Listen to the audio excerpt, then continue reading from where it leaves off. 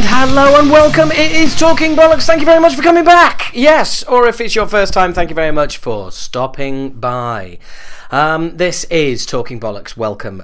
This is the God knows how many edition. It's a vocalist special with a vocalist, me, interviewing a load of other vocalists. Brilliant, eh? We've got Karl Willets, we've got Steve Grimmett, we've got Chuck Billy. I mean, you know, and little old me, annoying them all with a series of quite boring questions. So, welcome. My name is Howard H. Smith. I am your podcast man. I shall be your guide through the alphabet soup of metal that is Talking Bollocks. I am the vocalist with UK thrash band Acid Rain, rebooted in 2015. Coming, just announced a tour. Get onto that in a bit for 2017. It's currently 2016. In case you weren't sure and have lost your calendar. So that's what I do. I also host this show, Talking Bollocks. You can find us on YouTube, find us on Twitter, find us on Facebook. You found the podcast, make sure you subscribe, download it, review it, don't review it, shove it up your arse, don't really fucking care what you do with it. But please do tell people that it's around and tell people that they should be listening, and please subscribe them whether they know about it or not. If you're a regular listener, you'll know what I mean. And I'm also a stand-up comedian. I have been for the last 15, 16, 18, 20 years. It depends how many years I put on it. You'll hear me mention various different periods that I've been doing stand-up comedy, and you're probably shouting at the podcast going, hang on, you said 16. Well, you know, I don't know, whatever. I've been doing it a long fucking time, all right? So, my character that I do in stand-up is called Keith Platt Professional Yorkshireman, keithplatt.co.uk. That's right, yeah, traditional. Gone traditional on yo ass there. A fucking website. Remember that, hey? Remember when you didn't just go to social media for everything? An actual website. Frightening. You can go to acidrain.co.uk, but you can't go to talkingbollocks.co.uk because it doesn't exist. But well, it might do, but it's not for this podcast. But you can go to allabouttherock.co.uk, which is where this fucking podcast is hosted. So thanks to them, I haven't dropped the name for All About the Rock for quite some time, which is rather remiss of me, because without that website, you wouldn't be listening to this in your ears right now. And speaking of which, thank you very much for lending me your ears for however long it is, however long this podcast ends up to be. So, what has been happening in the month of metal that has gone past?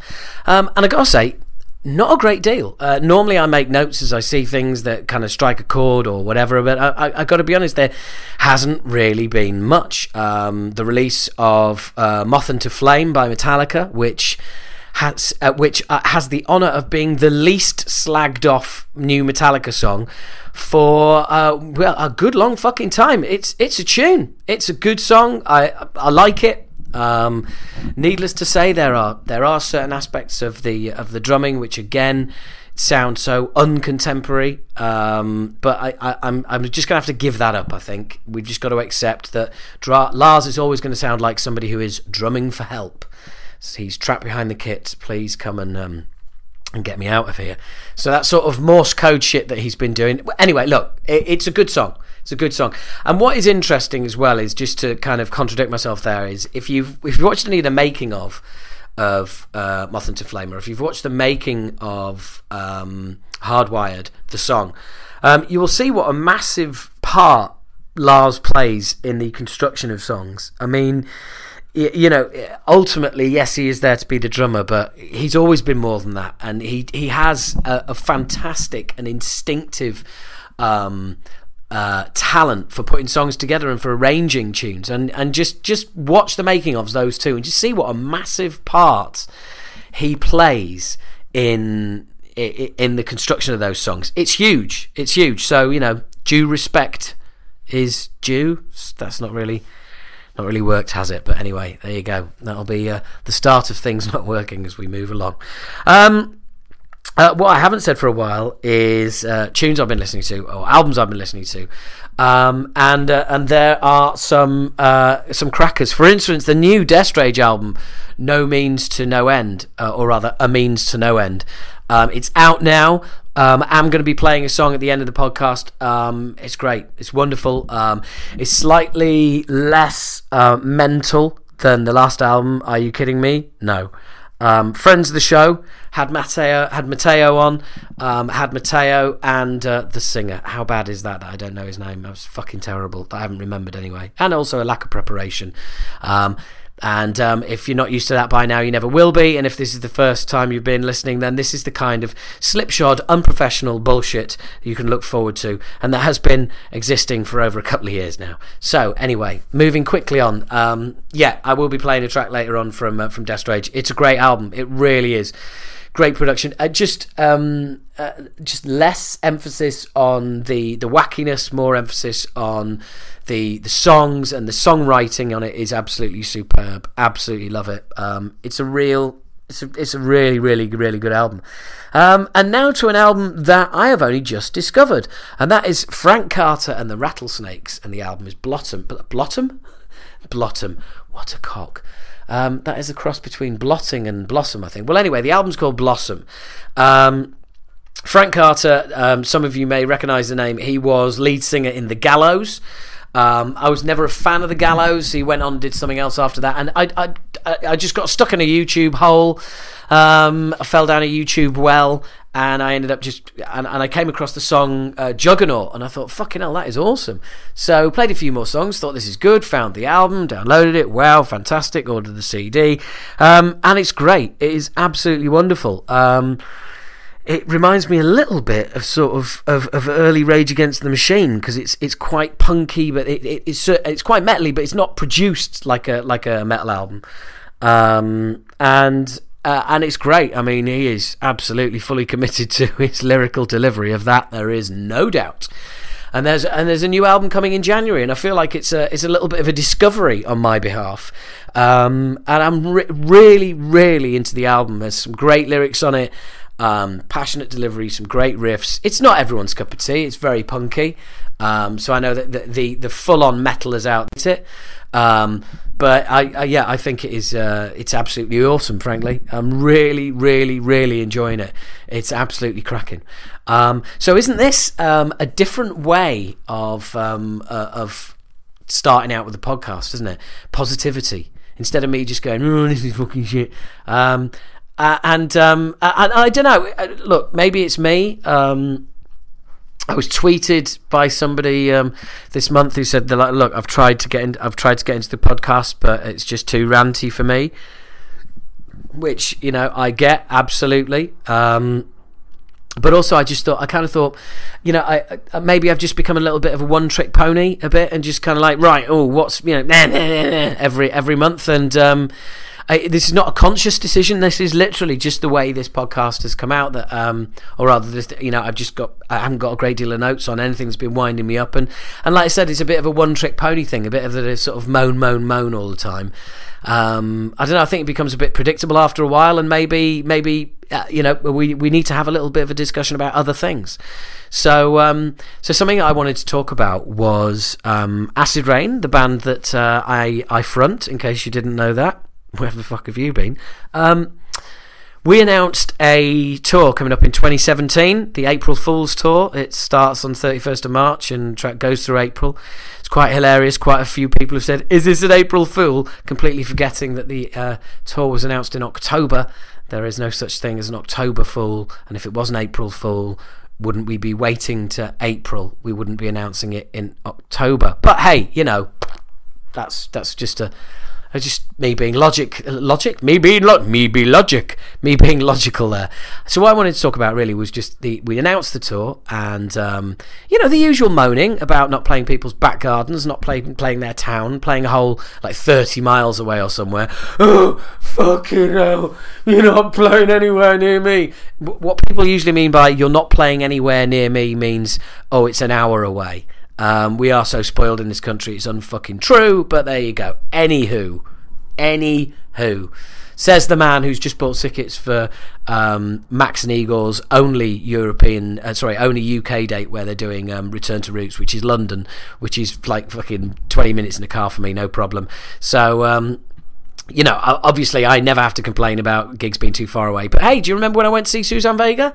And she was sold out in London, and I got in my car and went to fucking Braintree to see her, But I'm used to travelling because I travel for my stand-up shows, which, by the way, still carry on unabated. You know, it's not like the band is full-time or anything. Comedy is way more full-time than the band. Anyway, Tangent fans, let's get back to the announcement of the tour. Look, one thing I wanted to say is, oh yeah, it's not me. Oh, you know, still no Leeds gig. Oh, fucking hell. Well, okay, if you're listening from Leeds or you want to know, look, we are not Metallica. We are not Slayer. We are not Anthrax. We are not a big band. Okay? We're not. Simple as that. Here is how it works. We don't sit down and go, oh, where should we play? Well, let's play Leeds, obviously, because we need to play Leeds, because that's where the band has a big following, because we're from near there and blah, blah, blah. Oh, but we must play a Yorkshire gig because the band is from Yorkshire. Well, okay, guys, it's 25 years on now, 26 years by the time we do this tour, since we did a headline tour. I am the only person in the band from Yorkshire. I've lived in London for over 20 years. We are based in Exeter, Newcastle, Bridgend, and 2 of us in London. Okay? So it's not a Yorkshire band, but I understand that people in Yorkshire still feel that. Fine. But here's how it works. We do not sit down and write out a list of towns and cities that we want to play. Let's play everywhere we didn't play on the last tour. That'd be ideal. But here's the news. We have to put it out there, or rather our agent puts it out there to all her bookers all over the country. Acid Rain, headline tour, Shrapnel in tow as special guests.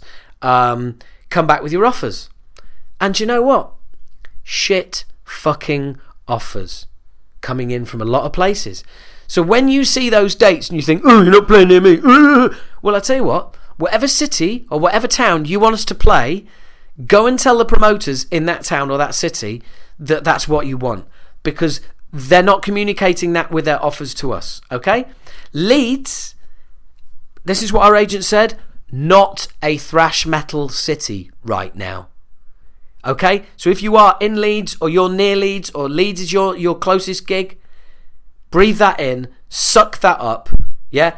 We did not get one serious offer from any venue in Leeds. Okay, so you want to moan about us not playing Leeds? Don't moan to the band. Okay, don't moan to the agent. Moan to your fucking venues and your local promoters. Simple as that. You know, we go where we're wanted. We go where we can make it work financially. If we've got promoters coming back and offering us decent money to play Manchester, Glasgow, Newcastle, Bristol, Southampton, because this is all the places we're playing, London, that's where we're going to go. Sorry, but we have to go where they are, where the decent fees are. Okay, so Manchester, for instance, yes, it is in Lancashire. It's right in the heart of Lancashire, and the ceremonial county of Greater Manchester is in the middle of Lancashire and totally surrounded by Lancashire. But anyway, look, metal cities like Manchester are still kicking it. They, you know, good fees offered. You know there's going to be a crowd there. Where we're going, we are going to where the offers are. Simple as that. Simple as that. And please, also, if you're out there and you're thinking about if you want to go, buy the tickets. Get the tickets early doors. Because believe you me, if it gets to X amount of months out and it doesn't look like we're going to sell a decent amount of tickets, they will pull the shows. They will. Venues will pull them. So if you're thinking, oh yeah, I'll get a ticket nearer the time, don't. What the fuck are you waiting for? Get the tickets. Okay? Get the tickets. And that's for any band. For any band you're thinking of going to see, as soon as you see those dates, get the tickets. Promoters need to see those figures coming in straight away. They need to see those tickets coming in. So, next time you're thinking of like saying to a band, oh, why aren't you playing blah, blah, blah? The band don't sit around and tick off cities and go, oh yes, let's play that. It doesn't work like that. And I mean, I said to our agent, we'd love to play Leeds. And she came back with, yeah, well, that's not happening. Sorry. No offers. No serious offers. So That's the way it is. And how weird is this, right? The Newcastle gig, the way this has happened, the Newcastle gig, I was at a wedding in Hexham about 4 weeks ago. I met up with a guy I haven't seen for about 20 years. What are you doing now? Oh, I manage the Clooney in Newcastle, so if you're ever touring... Oh, we're booking a tour at the moment. Are you? Yeah.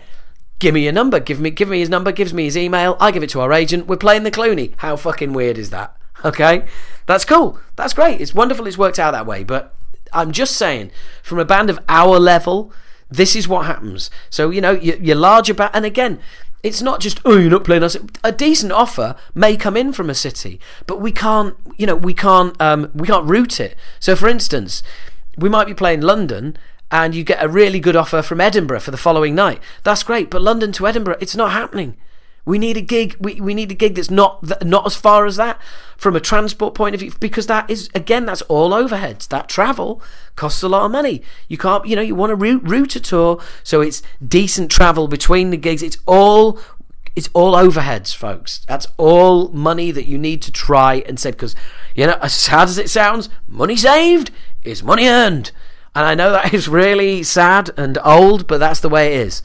So, please don't think that the reason why tours are, the dates are routed as they are and all the rest of it is purely to make it, it's because of money.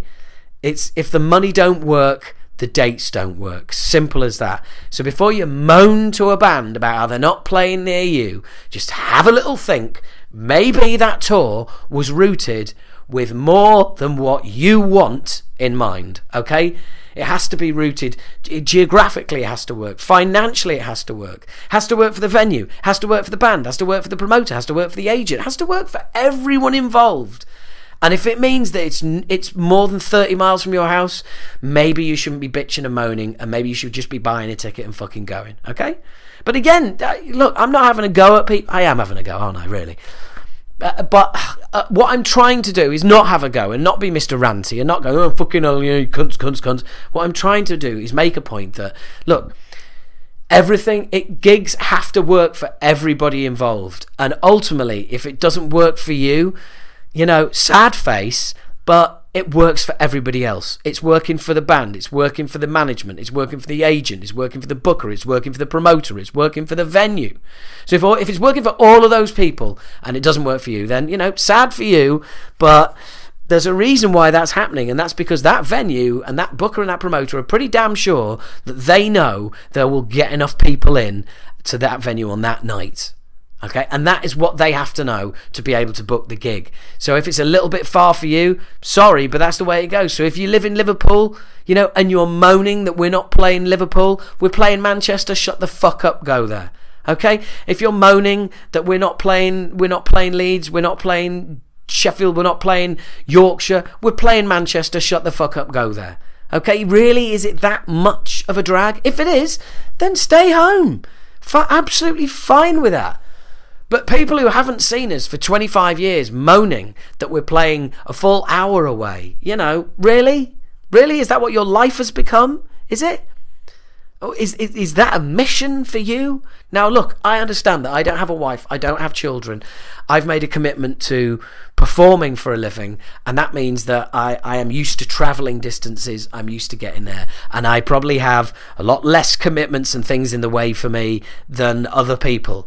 But ultimately, seriously, if you want to go somewhere, if you want to do something, then do it, and don't fucking moan about how it's a little bit far away. Get out of your comfort zone and fucking do it. If it doesn't work for you in the way your life is at the moment, fine, but it's a one-off event. So what I'm saying is, why not just go out of your way a bit and make it work for you? Fuck it. Have a whole night out. Get yourself a B&B or a night out in the hotel. Come along as a couple. Get a babysitter for the night. Enjoy yourselves. Let your hair down. I'm just putting it out there, okay? I'm not a relationship counsellor, but I'm just saying. And I'm not being deliberately reserved here, guys. I'm seriously not. I'm not, don't worry. I'm sure there'll be rants in the future. There'll be more rants to come. But this is a fairly chilled episode here. And speaking of which, shall we get one of the interviews on Why Not. It's coming up to about 20 minutes. I always like to get. Well, look, I'm going to go with the first interview. Now, the first interview I'm going to bring in is Steve Grimmett. Lovely to see him again. We had a really nice chat. Now, look, this interview does suffer from a certain from the old days, from the bad old days, right? I'm interviewing Steve, and there is a support band playing in the background. Now, some of you are not going to be able to listen to this interview because there's too much background noise. I understand that, okay? If you're like me, you're able to focus, because I have listened back to it. If you're like me, you'll be able to focus on. But I do understand. I totally understand if you can't. I'm sorry. That's the way it is. But if you can't, just keep skipping through it. Skip ahead and get to. There's a big section where there's no band in the background, and there's some really interesting stuff in there as well. So there is something in there for everybody in this interview. It was really good. I haven't seen Steve for donkey's years. Quaint English expression there. If you're a racist like Quentin Tarantino, you'd say, I ain't seen him in a coon's age. But I wouldn't say anything like that because I'd never get away with it because I'm not on film. But so anyway, here we go. This is me and Steve Grimmett just chatting in the underworld in Camden for the first time in, I think we figured out, well, at least over 20 years. Here's me and Steve. So here I am in the underworld again. And I'm sat here with my old mate and my old sparring partner, Steve Grimmett, formerly of Grim Reaper, then formerly of Onslaught, and now currently of Steve. Do we call it Grim Reaper again or Steve Grimmett? Steve Grimmett's Grim Reaper. Yeah, when right. I see what you've done there. Yeah, it was something that Nick Bocott, the original guitarist, yes, and I set up because when we started getting work, I invited him to join me and do it. But he's a busy guy. Yeah, and he said that he didn't want to do it. But he didn't want me just to go out with the Grim Reaper name. Yeah, that's understandable, isn't it? Because he said it sounds like a reformation. And he said, no, I don't really want to do that. And I said, yeah, that's fine. So came up with, we'll do Steve Grimmett. Yeah, fair enough. So that's how we do it. As opposed to an egotistical arsehole like me, who just puts acid rain back together and fuck him. Yeah. Nick was my first port of call when we started to do it. So well, he has done a couple of shows with you, hasn't he? Yes, a while back. He's done 4 now. He did 2014.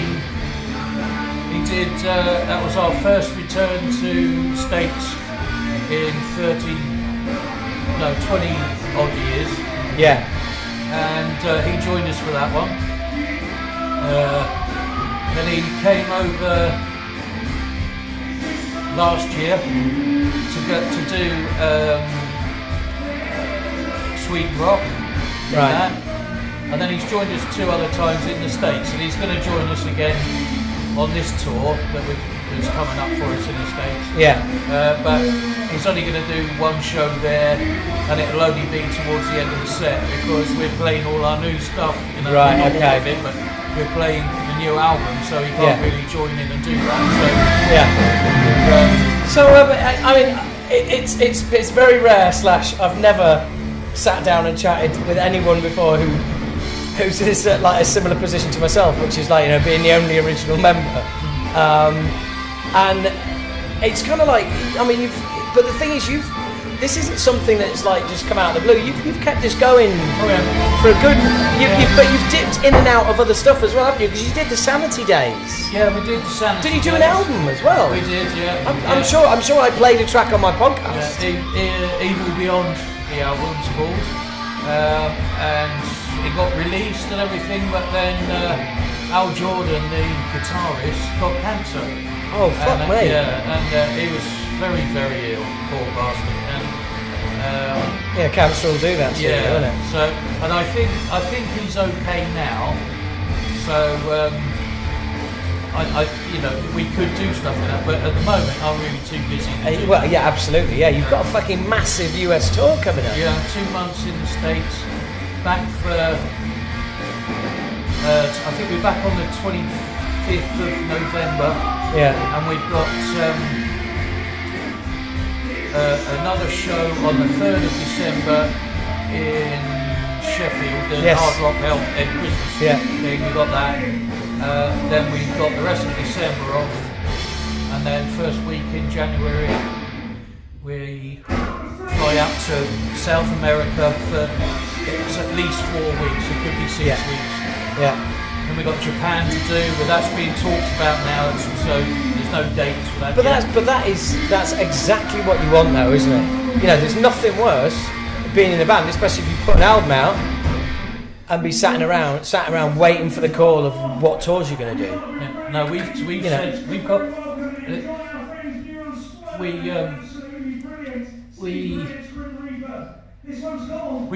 we've done enough touring now to get people that we want to work with and that can do the band good. Yeah. And we've got a good agent now in the States. We've got a tour manager in the States who I think, you know, he's a, and I know, it's funny actually, I was talking to him last night on Skype, and then I suddenly realised I knew him. Never met him, but I knew him. Right, yeah. And so that was really good. And so we got a great team out of there,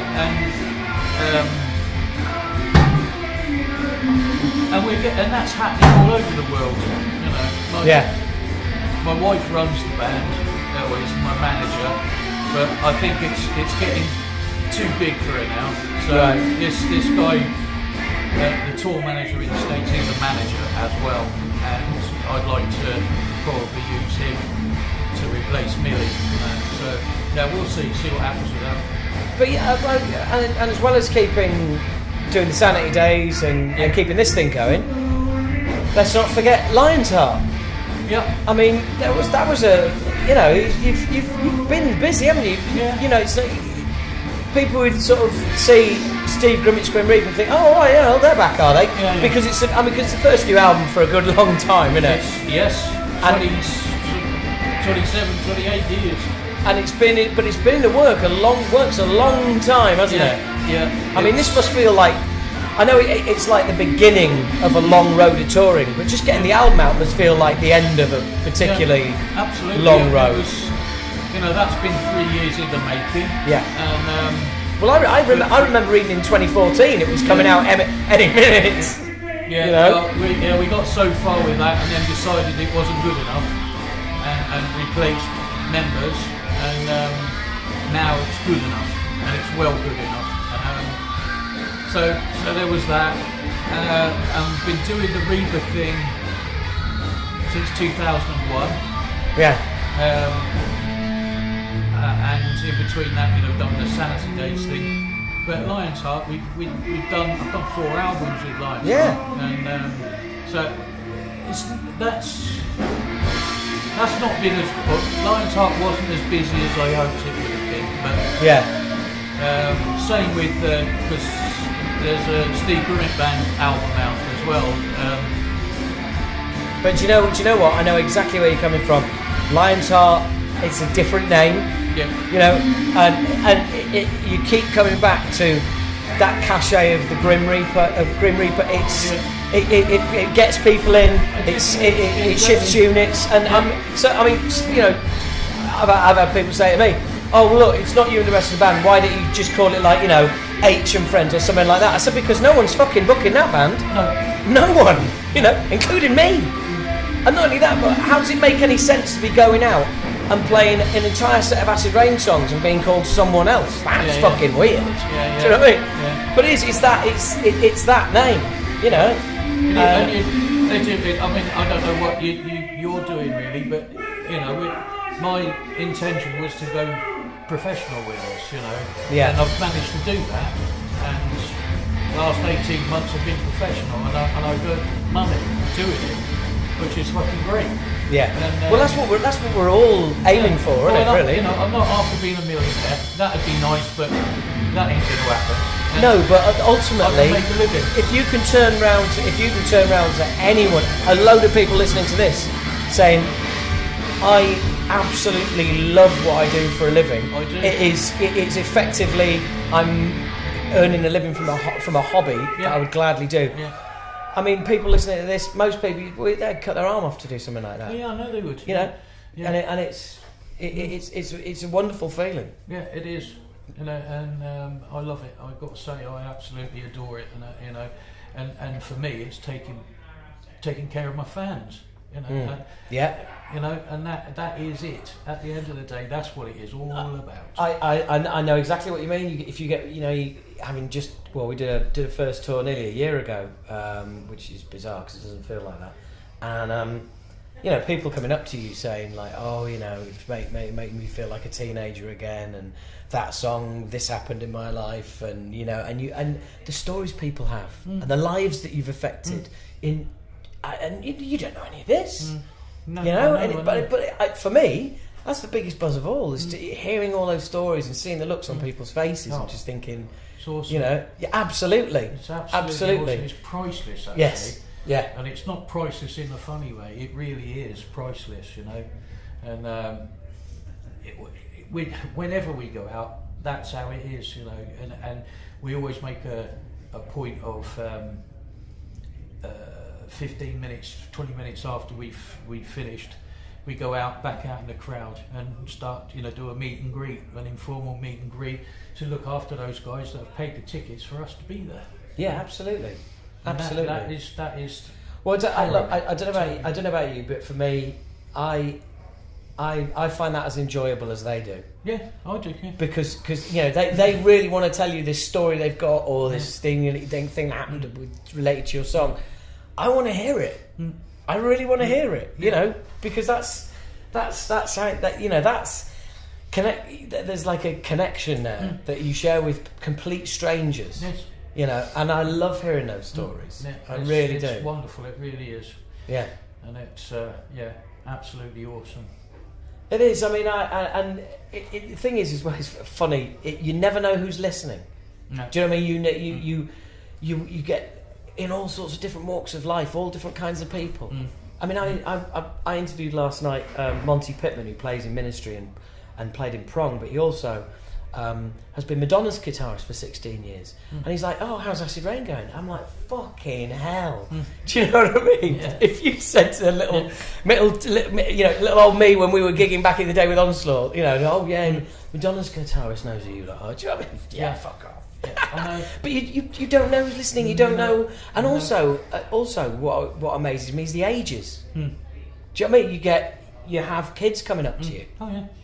Yeah. And it's that's the whole thing. Handed down by the parents. We've got a whole new audience, really. Gotta love the internet. Yeah, and that is a God-given gift, really, because that just makes it easy. Let's look back in the day. No way you're doing a month in South America. You're not doing anything in South America because they can't get the bloody records. No. So they don't know who you are.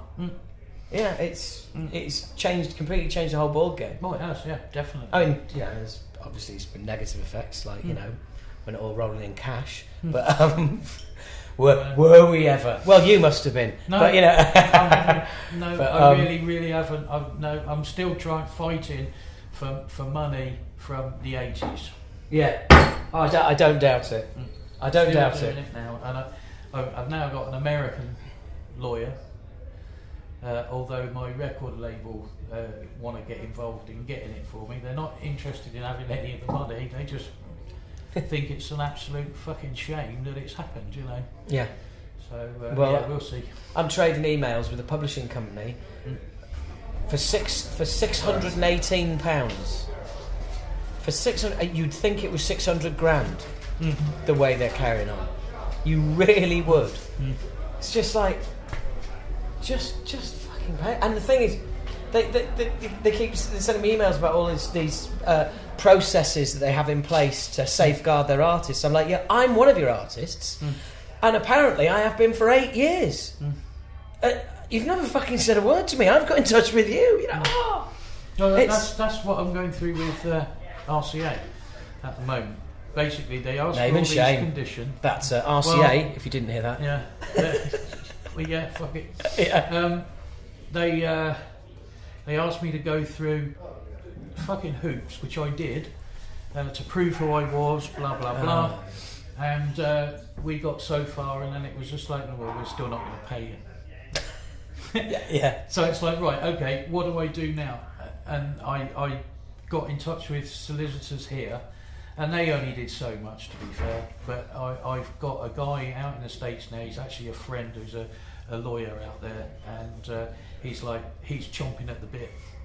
So I'm meeting up with him when I get into San Diego, and we're gonna set a plan to get my money. Cool. Long overdue. Yeah, it is really. Yeah. You know? I mean, I don't know how much is there. Well, the thing is, it's like because if it was the other way round, they'd be charging interest. Oh yeah, it's in your fucking contract. Mm-hmm. Yeah, at what rate? Mm-hmm. The lot. Yeah. Yeah. Yeah. It's unbelievable. So I was thinking the other day, I can't remember what it was.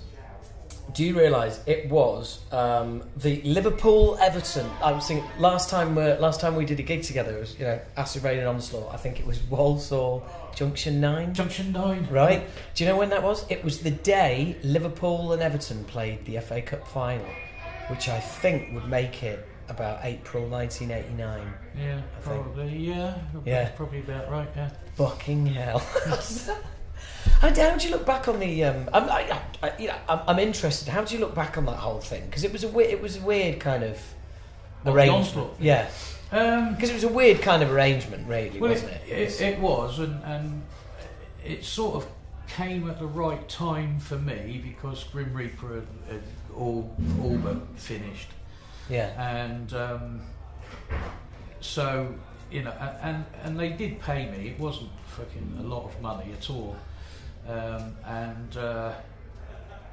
But it was something new, and it was something that I wasn't being restrained to do, and because we couldn't even play Reaper.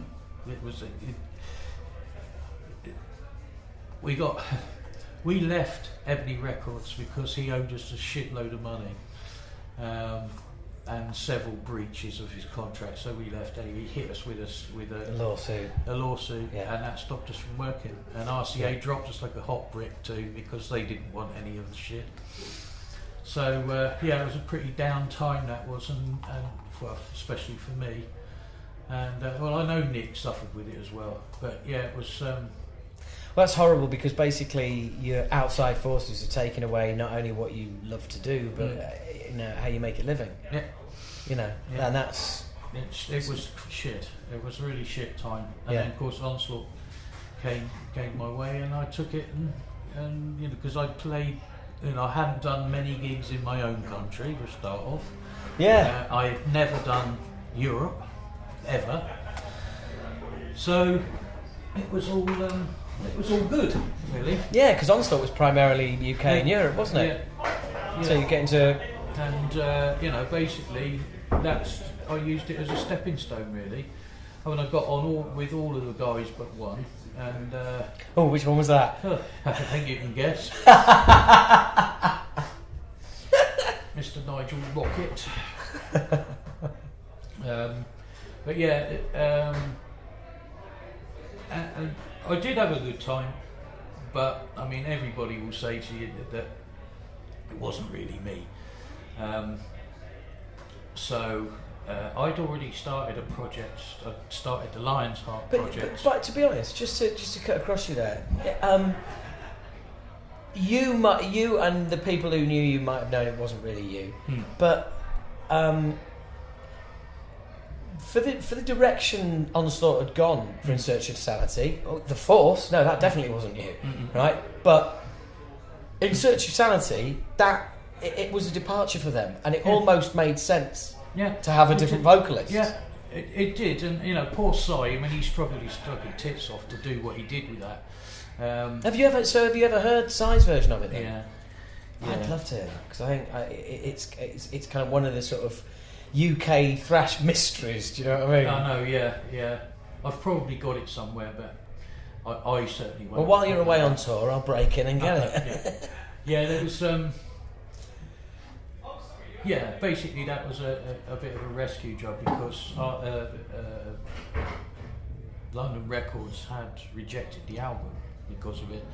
So it was a rescue job, and in fact they had me down at the London office to say, "Can you do this?" I was like, "Yeah, I'm a fucking singer. Of course I can do it." You know?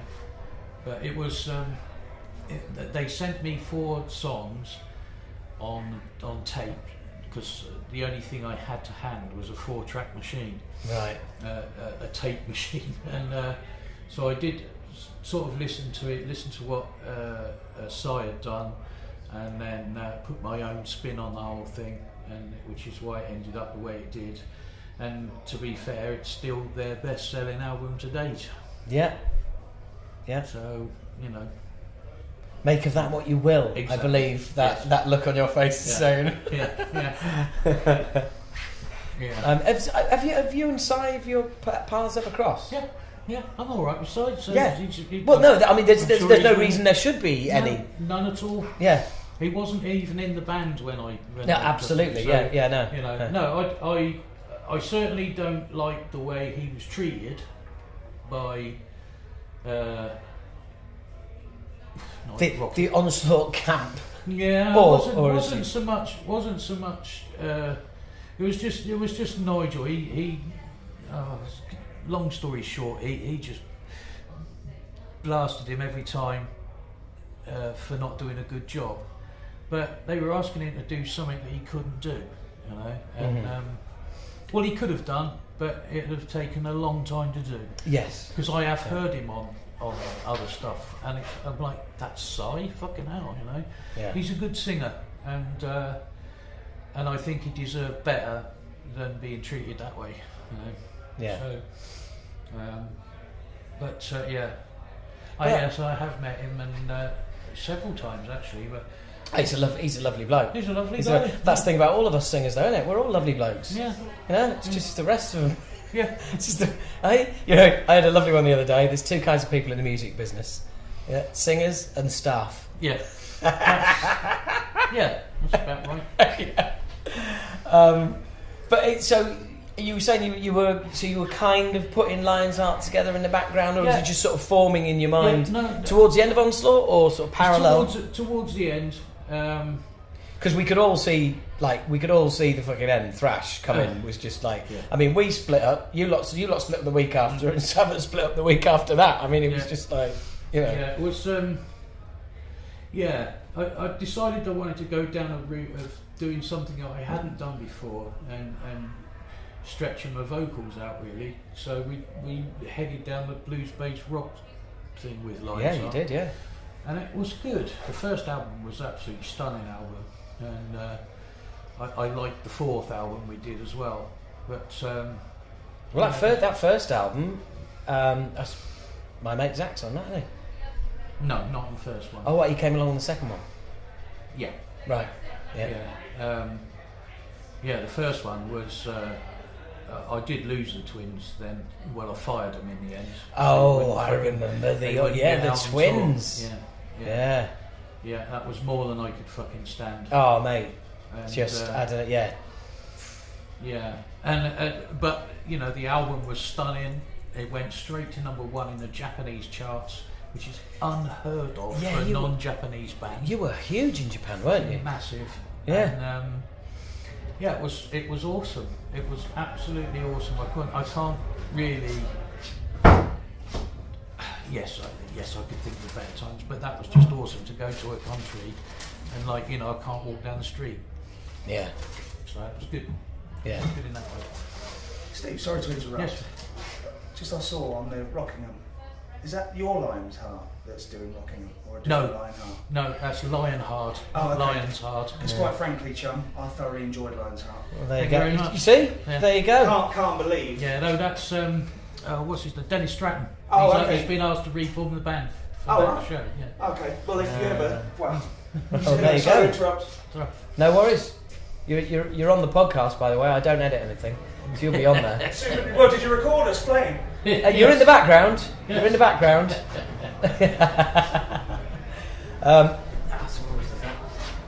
Yeah, it's yeah, you did. Yeah, Onslaught. Lionsart did wonderful business in Japan. Oh, yeah. I remember with Zach telling me about it. It was it was phenomenal. But again, like 4 albums. Well, you like you said, you lost the twins. I remember. Yeah. I remember hearing like the inverted commas about the twins. Yeah. That was a shame. And then I got Nick Burr and Zach in. Nick did the one album, and basically Graham, that my keyboard player in Lionsart, he was a studio engineer in his own right, and basically we decided that we wouldn't put the money into another studio. We'd use the money and build our own, and record the album in there. So that's what we did, and I sent Nick away to say, right, you've got to write an album's worth of material, just the music, I'll put the rest of it too.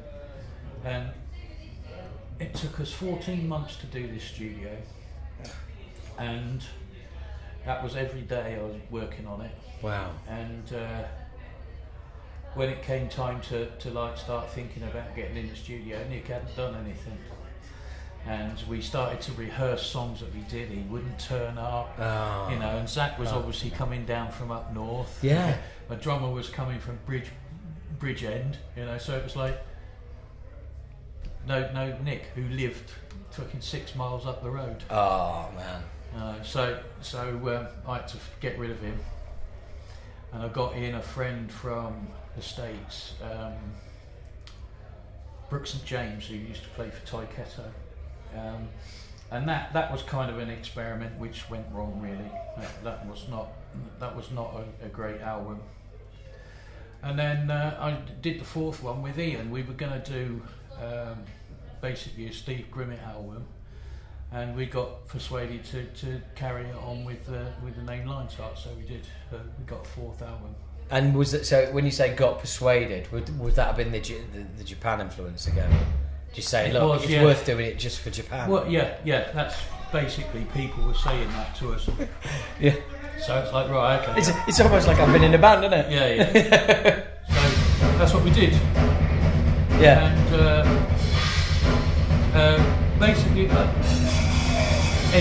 album didn't do well either, and so. That was it, as far as I was concerned. The metal gods were trying to tell you something. Yeah, well, I was about to give it up after that. And then we did Keep It True in 2001. And I kept looking out at the crowds, from backstage, as every band got up, to see what was going on. Yeah. And it looked to me to be a total flop. There wasn't very many people coming up to see the bands and shit. So I was like, yeah, right, I'm making the right choice to get out, blah, blah, blah, blah. And when we went on, fucking hell, the place was packed. It was packed from front of the stage right to the back. There's also 2 balcony either side. They were full up. Yeah. And it was a stonking gig. It was absolutely stonking. And basically that was it then. It was like, right, okay, let's carry on doing this.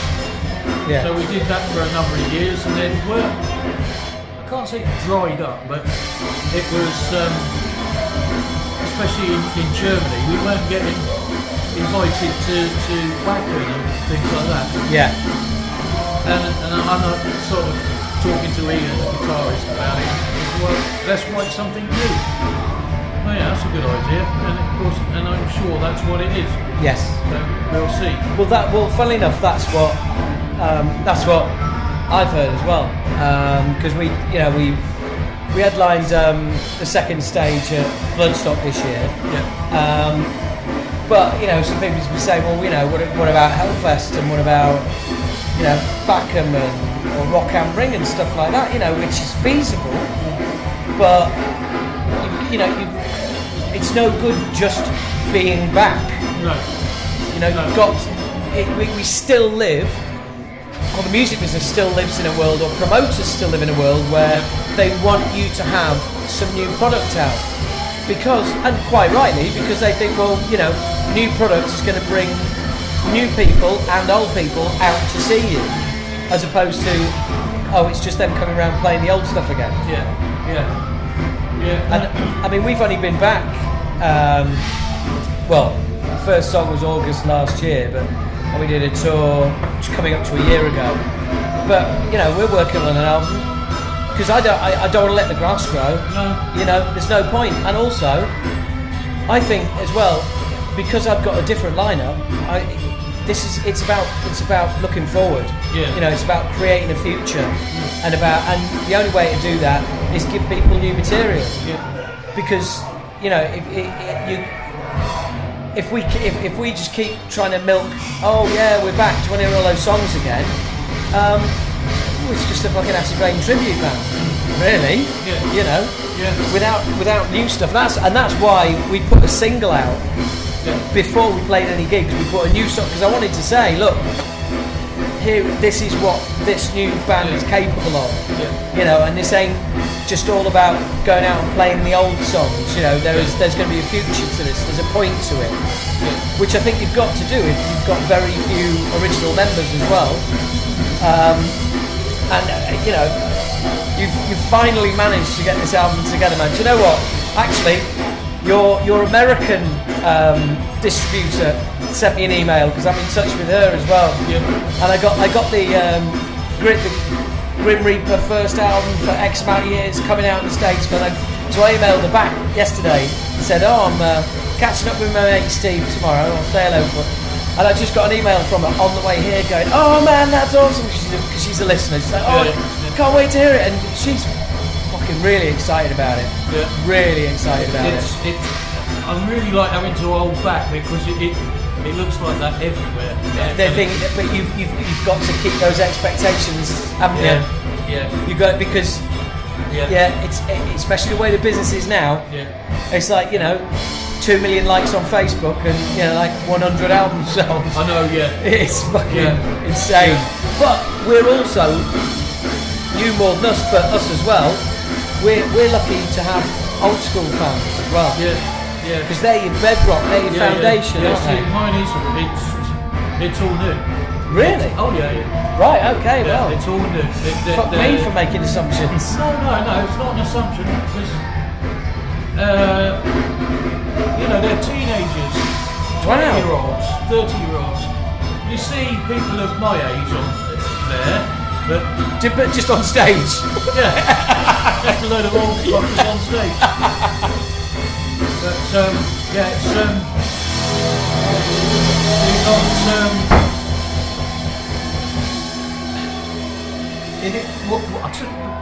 you know, I can be playing. And I look out the audience and have a good look around and thinking, fucking hell, do you know what, these songs are older than you guys. That's a great line, do you use that? Yeah. That is I do sometimes, yeah. And, but they fucking love it. Yeah, but you know what? Good songs, aren't they? I can't, you know, I'm not knocking it, and if they like the band, then that's fucking all well and good, because it means I get to come out and see them and be in their country and play for them free. Yeah, absolutely. And there's that element as well. I mean, yes, travelling is tiring, and that does sound like such a fucking arty get out when there's people thinking, what's tiring about being on holiday? Do you know what I mean? I know, yeah. Most people will say, oh, do you have a nice holiday? But then, you know, I mean, so I can tell you what the inside of 24 venues look like. Yeah. You know. What do you see in the States? Toilet door, back door, back entrance. The occasional shower. Yeah. But yeah, it's all like it's all a material. At the end of the day, I love doing it. Start. Love doing it. And that's it really at the end of the day. And I will continue to do it as long as I'm healthy and I can do it. But like I say, going back to the toy, it is the hardest work I've ever done. And in the early days, I used to work on building games. So that's physical enough. But this, it's really hard work. Well, the thing is, it's like, I'm gonna be even more unpopular with. Actually, no, it's not unfair. It's unfair on drummers, but there is something about being up there singing for an hour and a half, however long you do, that you really are. You're taking it out of yourself, and not in a way that guitarists don't. They put a lot into it, and drummers put an incredible amount into it, but they're using parts of their body that do that anyway. Do you know what I mean? But from a singing point of view, you are using parts of your body that were never meant to be doing this for this long at that level. No. And you are right on the edge. And people who think like singers, they're all a bit a bit snotty, but it's like no, they're a bit quiet, they're a bit withdrawn because they're trying to save their voice. Yeah. Trying to save the voice. That's all. The things I do these days, which I didn't do many years ago. I use in-ear monitors, which stop the straining. Really? Oh yeah. I use my own microphone. Nobody ever touches that. Well, same here. Yeah. And I've got a spray that you put on it, which sterilises it. Let's say. Yeah. Do that. And just when I know I've got tours coming up or I'm out and somebody's got a cold, I'm off. Yeah. It appears that you're an arsehole, but you're not. Yeah, absolutely. No. But it's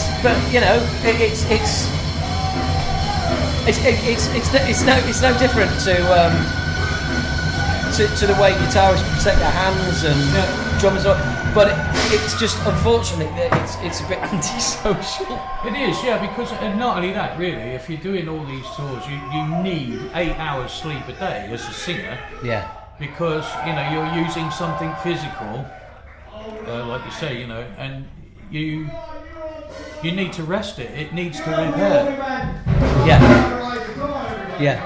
Had I known that when I was a kid doing it, I wouldn't have fucking. Couple of beers here and chatting to people. The hardest thing for me is when you come off stage and that adrenaline is still pumping, and it's like you want to go and talk to everybody. You want to. It's like you want to talk about the gig and also if you're supporting, which we did last year. You want to talk to people, but if you end up out in the crowd and the band's on, you talk a bit, and I know.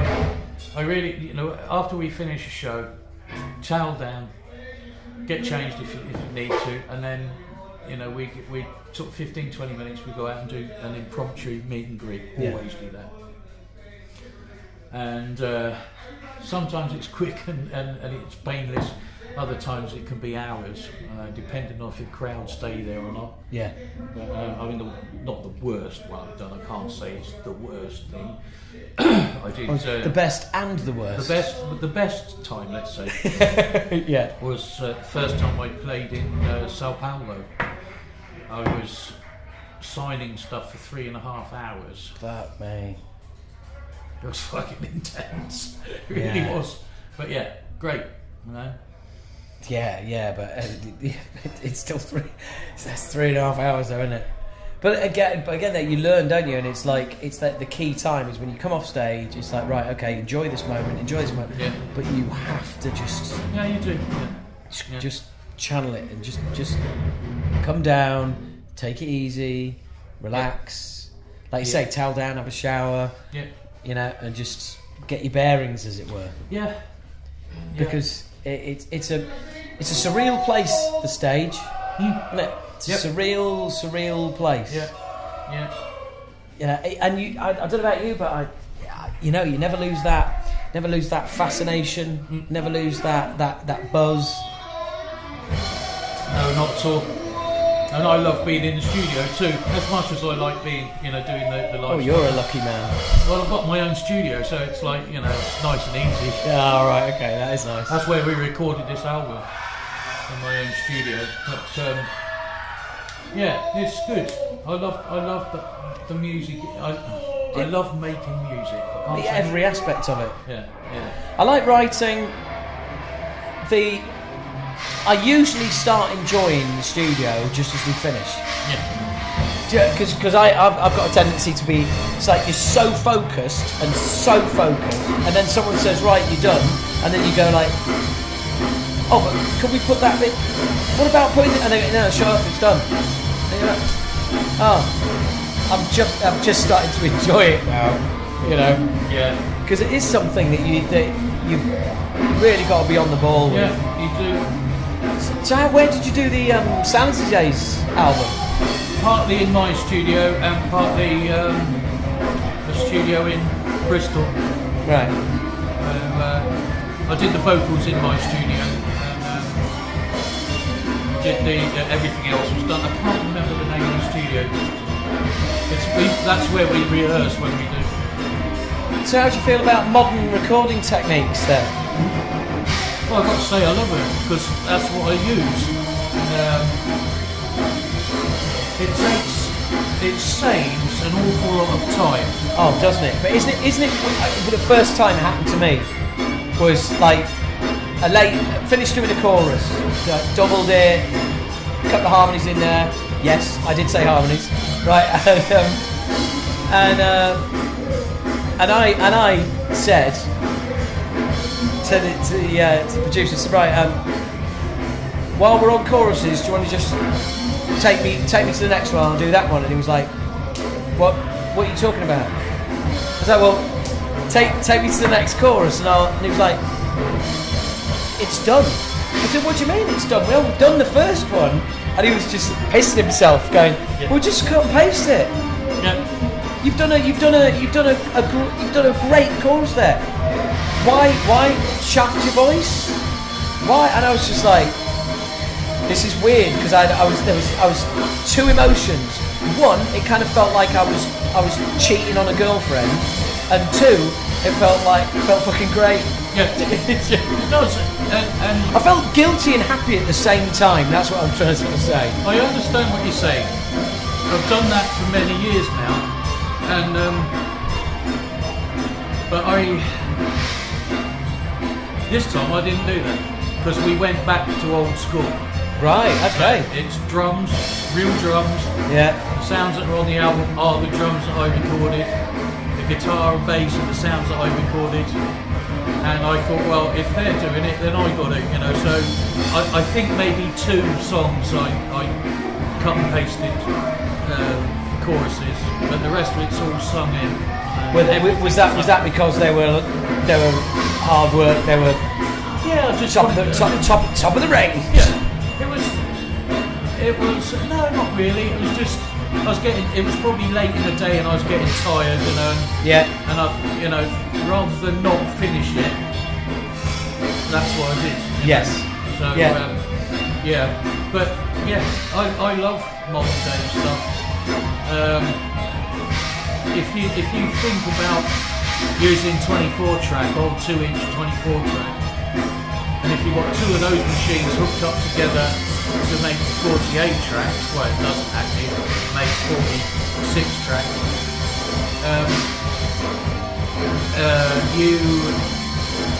You have to, you go to a point and you sing to that point and you fuck it up, then you've got to rewind, and it takes 2 or 3 minutes to wind back. Yeah. Fucking hell. And then the machines have to sync up again, and that. Yeah. And now you don't. You just go click, they're done, right, ready to go. And it saves an immense amount of time. Yeah. And drop me in. Yeah. Drop me in. Oh, fucking hell, fuck that up. Start again.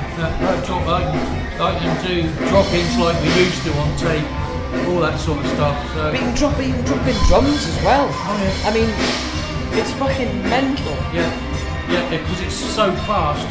Because with tape, you get lag. I mean, you do with modern stuff too, but it compensates for that, you know. So I can drop in on a beat and then can't hear it.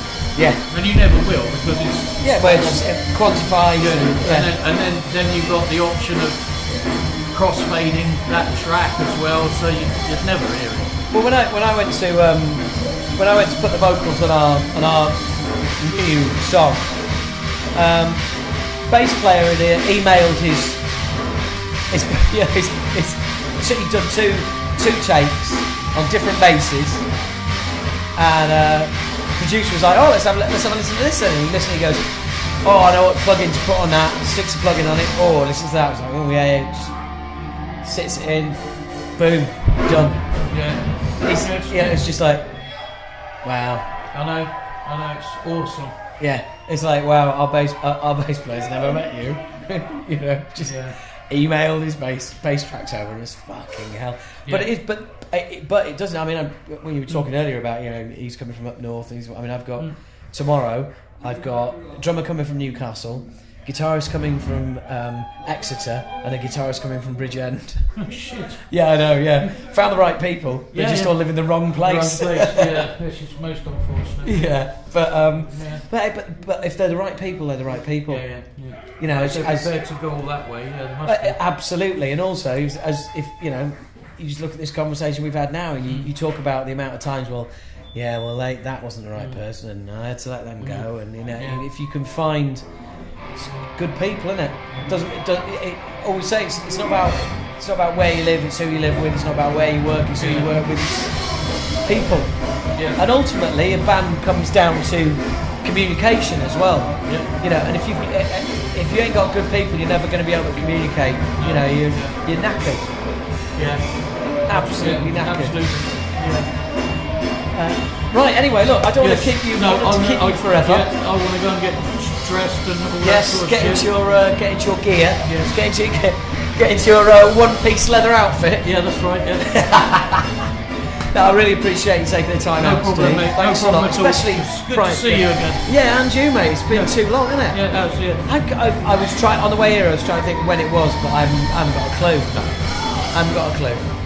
No, when Millie said, "Oh, you got this interview with you," and I was like, "I know the name. I can't put a face to the name." And it took me about 20 minutes. I was like, "Oh, I know this." Yeah. Great. Well, I'm privileged. Thank you very much. No, thank you. It's good to see you, man. Good to see you. Take care. So there you go. Some interesting things to say about his time in Onslaught, which was interesting. I mean, you know, Steve's been around long enough to not really be bothered about what anyone thinks. He's a really nice guy. I've always got on really well with Steve, and I know.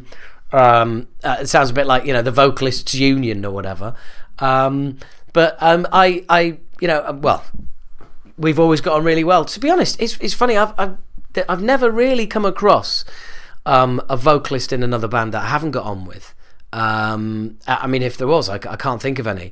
And you know, I'm sure there'll be a certain amount of you who'll be thinking, well, I'm not surprised because you're all egotistical fucks, so you all get on well together. I think we all share this thing that we do. We all share that, and I mean, you know, there's got to be something wrong with you that makes you want to put yourself out front like that. Yeah, you know, whatever. It's basically, I don't know. Yeah, there is that, I suppose, like I said, the Vocalists Union, as it were. Yeah, we just kind of recognise something in each other. I mean, I think there is a certain, I don't know, a certain showman, a kind of outgoing kind of attitude that we share. I don't know, but you know, it's very different. I mean, there's other vocalists I could say aren't like that. I mean, Jay, for instance, in Shrapnel is not. He's not a kind of sort of outgoing person as me. But my fucking hell, who is really? Honestly, am I going to judge this by my own unique experience of being me? What a dick! Honestly, how fucking myopic. Anyway, I tell you what. let's not have more of me. Let's have more of interesting people. Now, I'm now gonna have put the interview in with Karl Willets, formerly of Bolt Thrower, now of Memoriam, and he's there's a lot to get through. Obviously, they lost their drummer, Kiddie Kearns, back in October last year, 2015. I think I did make mention of it on the podcast. And a full year later, they decided to announce officially the band was not going to ever go back together. Memoriam has been going for a while. Well, I'll tell you what, rather than babble on like this, why don't you have a listen to me and Karl talking all about what's going on with those guys. So here's Karl and I having a chat a couple of weeks ago.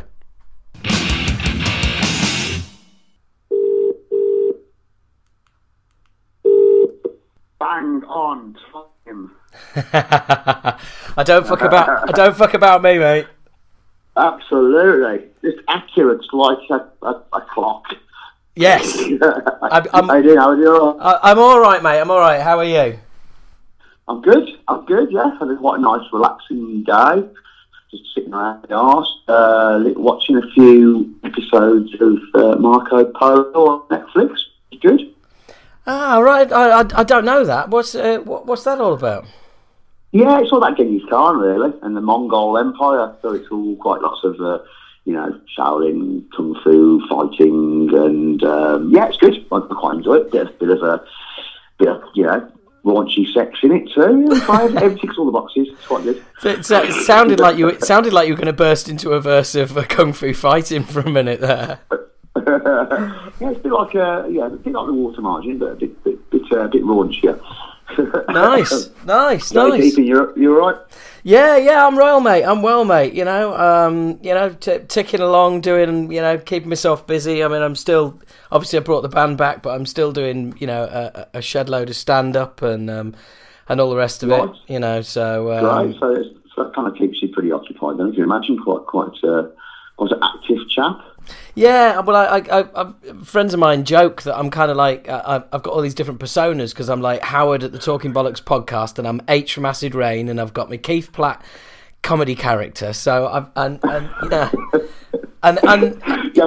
man of many hats. Yeah, well, literally, Keith does wear a hat, actually. Yeah, so it's. I think later in life, this will just be categorised as good old schizophrenia. But do you know what I mean? I can get away with it. Keeps you out of trouble. Yeah, absolutely. Keeps the wolf from the door. All that, you know what I mean? Absolutely, yes. Keeps those creative juices flowing. Too. Yes, absolutely. And speaking of which, hey, see how I did that.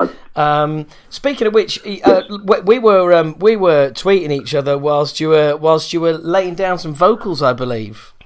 Absolutely, yeah. My throat's just about recovered from the sessions that we do, the studio sessions that we've just completed on Saturday. We finally completed the recording process. So we spent 2 weeks recording. I think it was about 10, 11 songs. So yeah, it's pretty intensive. I haven't been in the studio since about 2005, something like that. So it was quite intensive. It's basically like doing a tour of 10 gigs in 2 or 3 nights, really, because I did the vocals over 2 or 3 days, and as much as I could, and then it kind of gave up. It wasn't having it, so I had to have a few days off, and then I finished it all off on Saturday, tidied it all up, and all the recording's done. So that's quite exciting, and now it's in the mix process, and we're hoping to spend a good couple of weeks, mixing it up, spending a bit of time on each song and getting it sounding how we feel it should sound. So it's great, very exciting, and it's all coming together at an alarmingly fast pace. Considering we were, this only came to fruition. Probably, the actual thought of it only came into effect about this last December.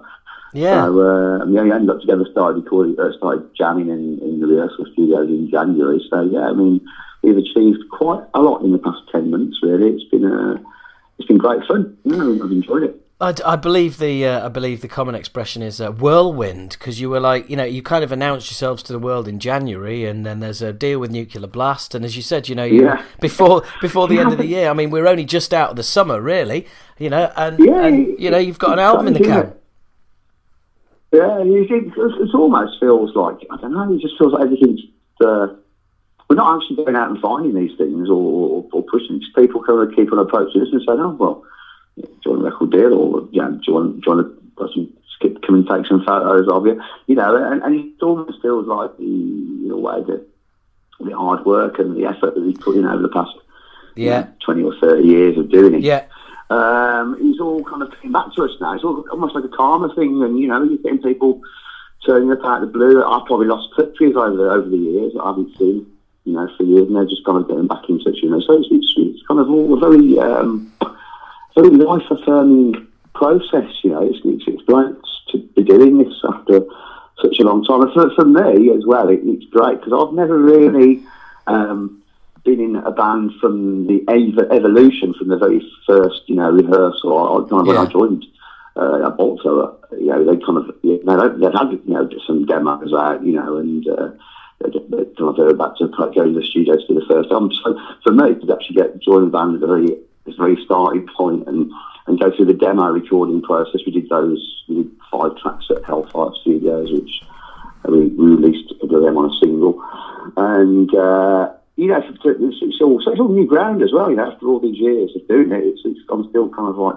experiencing things for the first time. I think this as well, in music, it's always the first time you do things that's the most exciting at times. The kind of the virgin territory that you encounter, that kind of gives it that special touch. So yeah, it's brilliant, and as I say, everything's just landing in our laps without us, chasing anything. It's brilliant. They've done 4 festival shows, which are pretty big, really, considering, we kind of hardly know the songs ourselves. Well, we do now, we've played them a few times. We've just been having the ball doing it, it's compared to, especially because of, what it's all come from as well, because it all evolved out of the darkness and misery around about this time last year, where I was in a place, very negative, dark place, and really know what was going on with my life. The whole, Martin passing away in September and just posting his funeral and things like that. And so, the kind of like band being put on hold. And, it was just like kind of like everything taken away in one kind of foul swoop. So I really didn't know what to do with myself. And, it's quite a depressing place to be, really, quite dark. So I think from that, that kind of darkness, I sat down on my house and thought, well, what am I doing? We're all getting on a bit here. And, losing one of your best mates kind of all makes it all very relevant and very, in the forefront of your mind that your years are numbered. So I thought, well, do I just sit around and wait for things to happen? And I thought, well, that's I think that's my arse and do something. I think I listened to a song by Space called Do Something. And I think that figured off a moment in my head, and I thought, right, yeah, that's it. Got to do something about this. Yeah. So that's when I made the call to Whale, because I always wanted to do a band with Whale. Kind of almost felt, it didn't bother him, but I always felt a bit kind of guilty. I had a conscience about it, reaching Bolter back in 2004, 2005, and he wasn't doing it, because he was the reason I got into the band in the first place. Right. So yeah. So I always had in the back of my head that, I wanted to do something with him. When I left Bolter in '95, something we tried to do a couple of others, me and Wild did, but it wasn't metal, it was totally something different, and it just didn't work, it didn't have the right feel for it and all the fire for it, really. So I approached him and said, he hadn't the drums for about 20 odd years, so I thought, let's in a rehearsal room, let's jam out some old versions, have a laugh and like that spirit back. And asked Frank, asked him, because we've been back about in a band for years. And it's never around to doing it because we were so busy doing our perspective stuff. Well, I know Frank. I know Frank from back in the day as well, and it's just all like snowballed from that point onwards. And more than anything else, it's always having a laugh doing it. We kind of like enjoy each other's company. It's rekindled, friendship. So it's more of a, for me, it's kind of like on the side of it, really. That's a side product of the social aspect, the friendship aspect, which is, just as important, if not more, really. But you probably have the same if you get the Olympics, aren't you? So yeah. I mean, the thing is, it's funny you should mention Frank. I remember Frank from back in the day when he was in Sacrilege. We bumped into him a number of times. So do say hello for me, because I haven't seen him for years. Absolutely, I say too much of him. That's some of the things. We've got good communication going with the band, so we kind of married virtually every. Well, it seems like every half hour at the moment because there's just a lot of things going on. So I'll pass on your regards to him and tell him to say hello. But yeah, he's doing good. He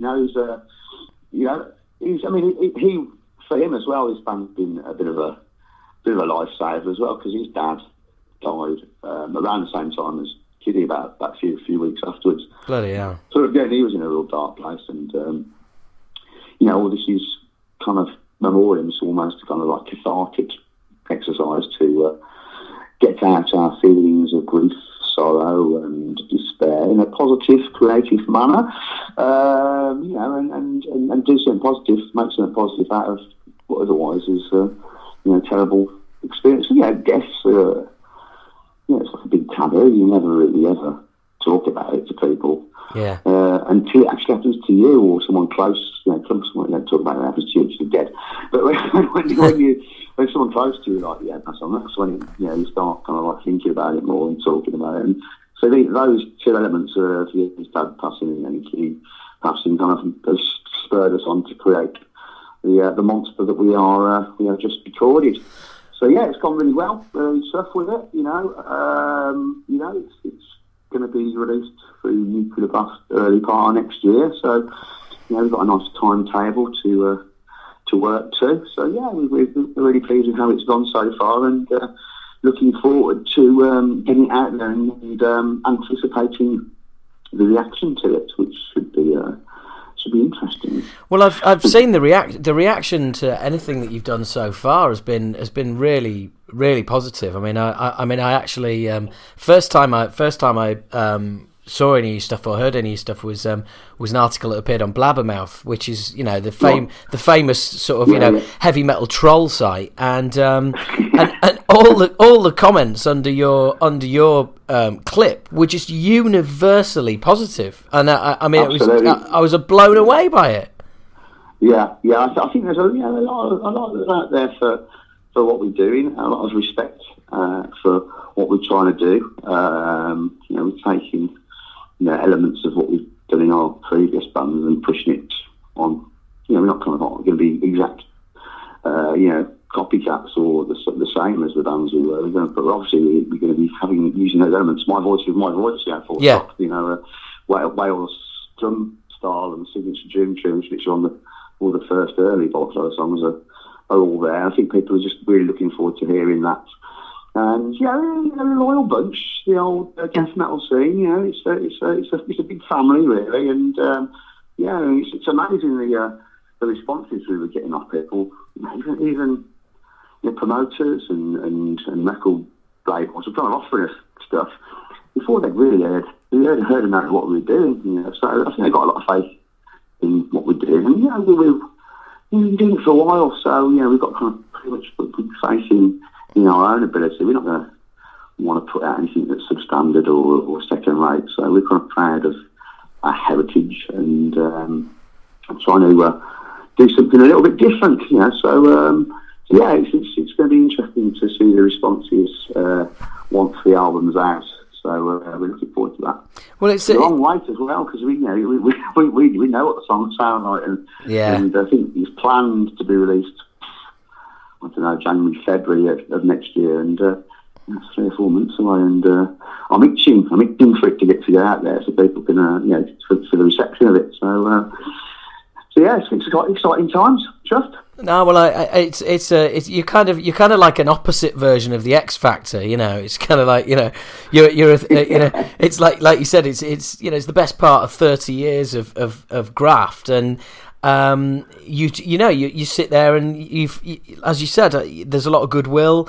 There's and you're reaping the rewards of also, I think, people being able to say, as you just said there, it's that integrity. People know that what you're going to do, you know what you're doing and what you're going to deliver. There's going to be people who want to hear it, and it's for want of a better phrase, it's not going to be shit. Absolutely. I'll say, integrity. That's a good word. I like that. Yeah, absolutely. I mean, it's touching all this on the similar subject matter, and but we're using our our background and our heritage to kind of like push it up a level. It's like starting again, but it's like not starting again on the bottom rung, if you know what I mean. It's starting again like halfway up the ladder, which is great. It takes a lot of pressure off us. It's quite nice to do gigs where you're kind of playing, at 7 o'clock in the evening, it's all over by 8, and in the bar by half 8. It's great. It's just a joy to be doing that, and the original intention was just to have a bit of a blast in the studio and get some cover songs of you can just sacred songs, Axe Grinder, Anti-Sex, some old kind of like punk classics. We're just going to do that really, and then Scott come along and ruined it all by saying, "Oh, I've got this riff," and then proceeded to write a load of songs. And we thought, okay, we'll scrap the old cover versions idea and proceed along this track. And it's just grown from that point, and it's great fun. The 9 tracks that will feature on the album we're really chuffed with them. They've come out really, really well. And there's something a bit different in there as well, which people will hear when it's out, giving anything away. It retains its integrity by latching onto the old school death metal sound. But we've got a few little twists in there. We could keep Frank busy by playing all the 4 strings of his bass, and he's got a little sample pedal that he figures off now and again to link the songs up with. We use that live with these little samples, and I see he's taking that on board and using that on the album as well. So it all kind of really works well, and Scott as well brings something new, because me, Whale, and Frank, we're old bastards, but Scott's from a different generation. He's about 38. Right. He's a youngster. He's a youngster. He brings more of a technical element to what we're doing. So there's a different style of guitar playing in there, and of course we're only using 1 guitar as opposed to 2. That adds a different dimension to it as well. So the whole dynamics are very different from what we've done previously, and it's a joy to be doing it. Well, it's great, and look, as you were saying earlier, it's a prime example of that old classic. The best art comes from struggle, because you were literally in a place where you're like, right, what the fuck do I do next?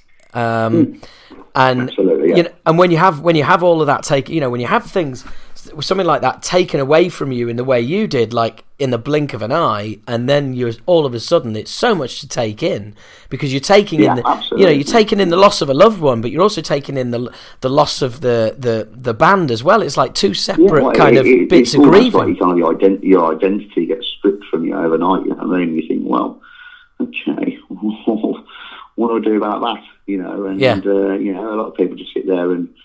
I could have done that. I could have been sitting here now and just thinking, what's going to happen? What's around the corner? What's going to happen to me? But you just have to. You can't just sit there and wait for things to happen. You have to get off your arse and do something. And creatively, it's been a great experience to do all that. And engaging with lots of new people, old people that I've worked with before, as I said, but lots of new people that I haven't spoken to, and promoting the band for me as well, promoting the band and engaging on social media is quite a new thing. I'm quite. You may have noticed I'm quite a prolific. Yes, flatterer. You are. Yeah, that's great. It's great way to talk directly to people. You know, to all people at the end of the day. It's great to have that direct contact. Occasionally not. I've come across a couple of idiots. Oh, they're out there. Generally, 99% of the time, everyone's, you know, really, really enthusiastic and got that shared, you know, passion for what they're into, and yeah, that helps drive everything along. You know, we've all got kind of fairly designated roles within the band as well, because I don't touch Facebook. You know, fit as enough for me. You know what? I don't think I could. I'd be online 24 hours a day if I did both. So Whale takes care of all the Facebook side of things. I just do the Twitter things, and it's just been a great way of getting what we're doing out there to people and spreading the word at a very early stage, and probably at a stage where we didn't have really a lot to say apart from we just started. Yeah. And building that interest and that that base, it's been fantastic for us. But it's funny what you were saying as well about, you know, being offered things that you're kind of like, oh great, you know, starting halfway up. I mean, I found that bringing the band back. I mean, I find the Sophie stage on a Saturday night at Bloodstock, and you know, I was saying to the press, every single band on that bill will have done more work and harder work than we have in the last couple of years. And we just stroll in and go, we just stroll in and headline because we've got this 25-year legacy, and you just think, that's it. Yeah, it's the legacy and the heritage that you bring with it, you know, kind of. And then there's that element that's what you've done in the past has probably inspired a lot of these new bands, and so I think you get recognition for that, you know, which is great, and we're really thankful for the support we've received off everyone. Yeah, and we continue. So it's just it's really great to just get emails off people saying, "Yeah, you've been a real massive influence in my life, and you know, got me through the hard times, the bad times." And, that makes it all really worthwhile. You know, it's never been about the money. You know, it's always been about just surviving, getting by, and doing the stuff that we want to do. And this Memoriam is a massive extension to that, and I still drink to that. Really. Yeah, no, I couldn't agree more. I think, and the thing is what always astounds me is you never know who's listening. You know, absolutely, and you get the different range of people who've kind of like listened to your stuff over the years, and the varying stories that people have. It blows your mind sometimes. I just love the way you create something. You put it out there, and then it's down to everyone else to interpret it how they want and make it their own in their own special way, and that's what people do. And and that's really what it's always been about, and should be about for bands out there. And I think that's probably why we've been doing it for such a long time, really, because we've never really chased the money or thought about that at all, because it's not really the thing that's been our driving motivation in doing it. It's all about being to create something that's special, and we're doing that with Memoriam. It's all a tribute to Martin. You know, he was the inspiration as to why we started it. So this is really for him, and without him, passing on, this probably wouldn't have happened. So, it's a great tribute to him and his legacy and his family as well. And from the sadness and that grief, something great's happened. So, we're really chuffed with the way it's going. And as well, I've just actually this evening had the first sketches off Dan Seager sent through for the album cover as well. So, that's looking pretty impressive, I must say.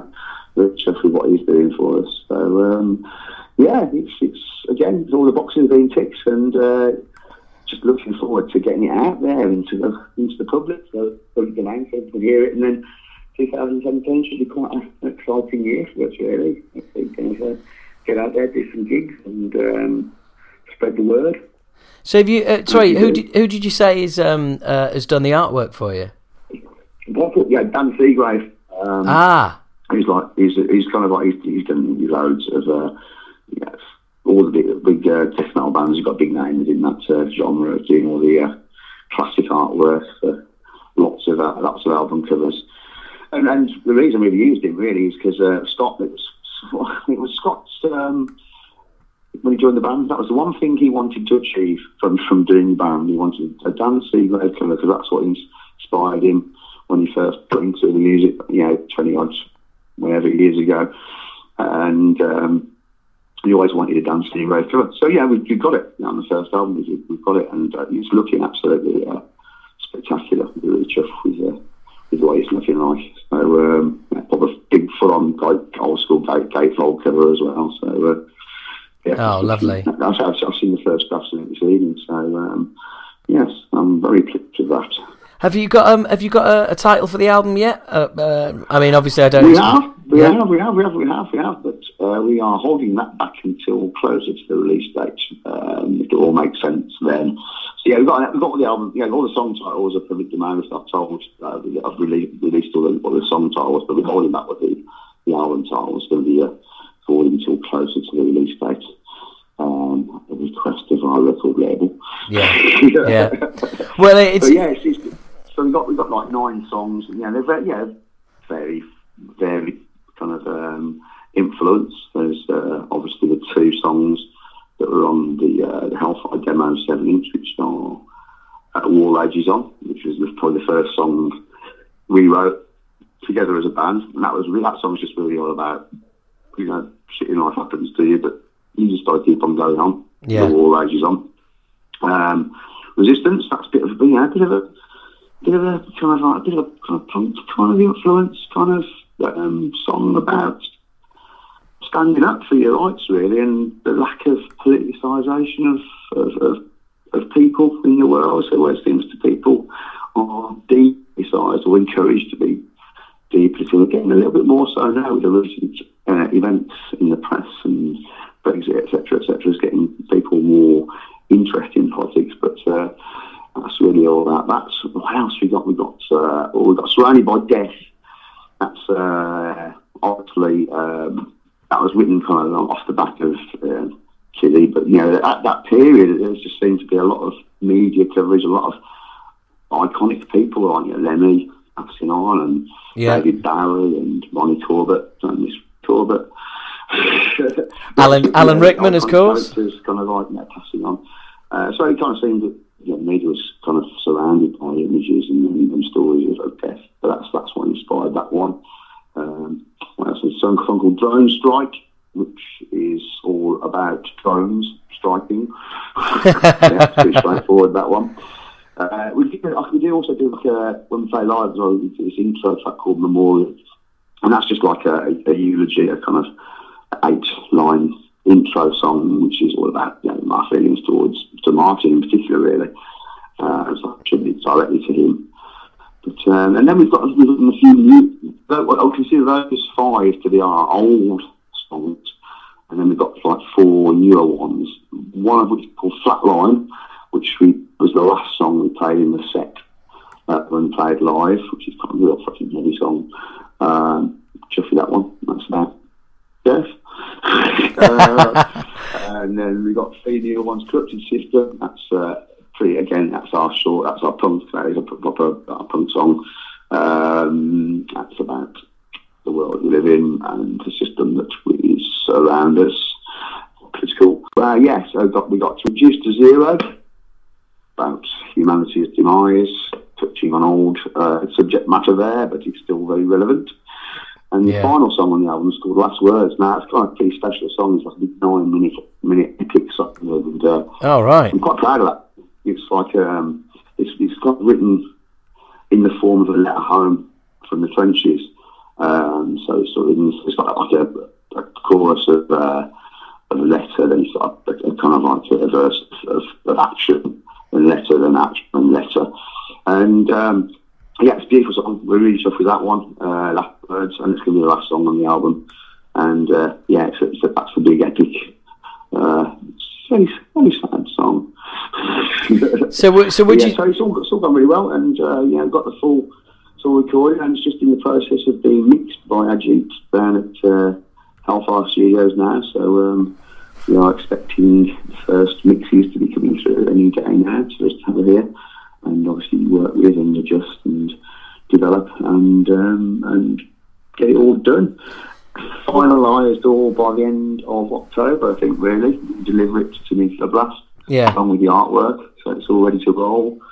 Scheduled out for our next release early next year. So it's good. We've got a few gigs lined up as well, so it's all good stuff. So would you say that given some of the subject matter you mentioned there, that there's some of the most personal stuff that you've ever written on this record? Oh, definitely, kind of, I mean, with Memoriam, it's a joy because we got almost like a blank canvas, really. With all our other bands that were involved with, we had kind of a working formula that worked.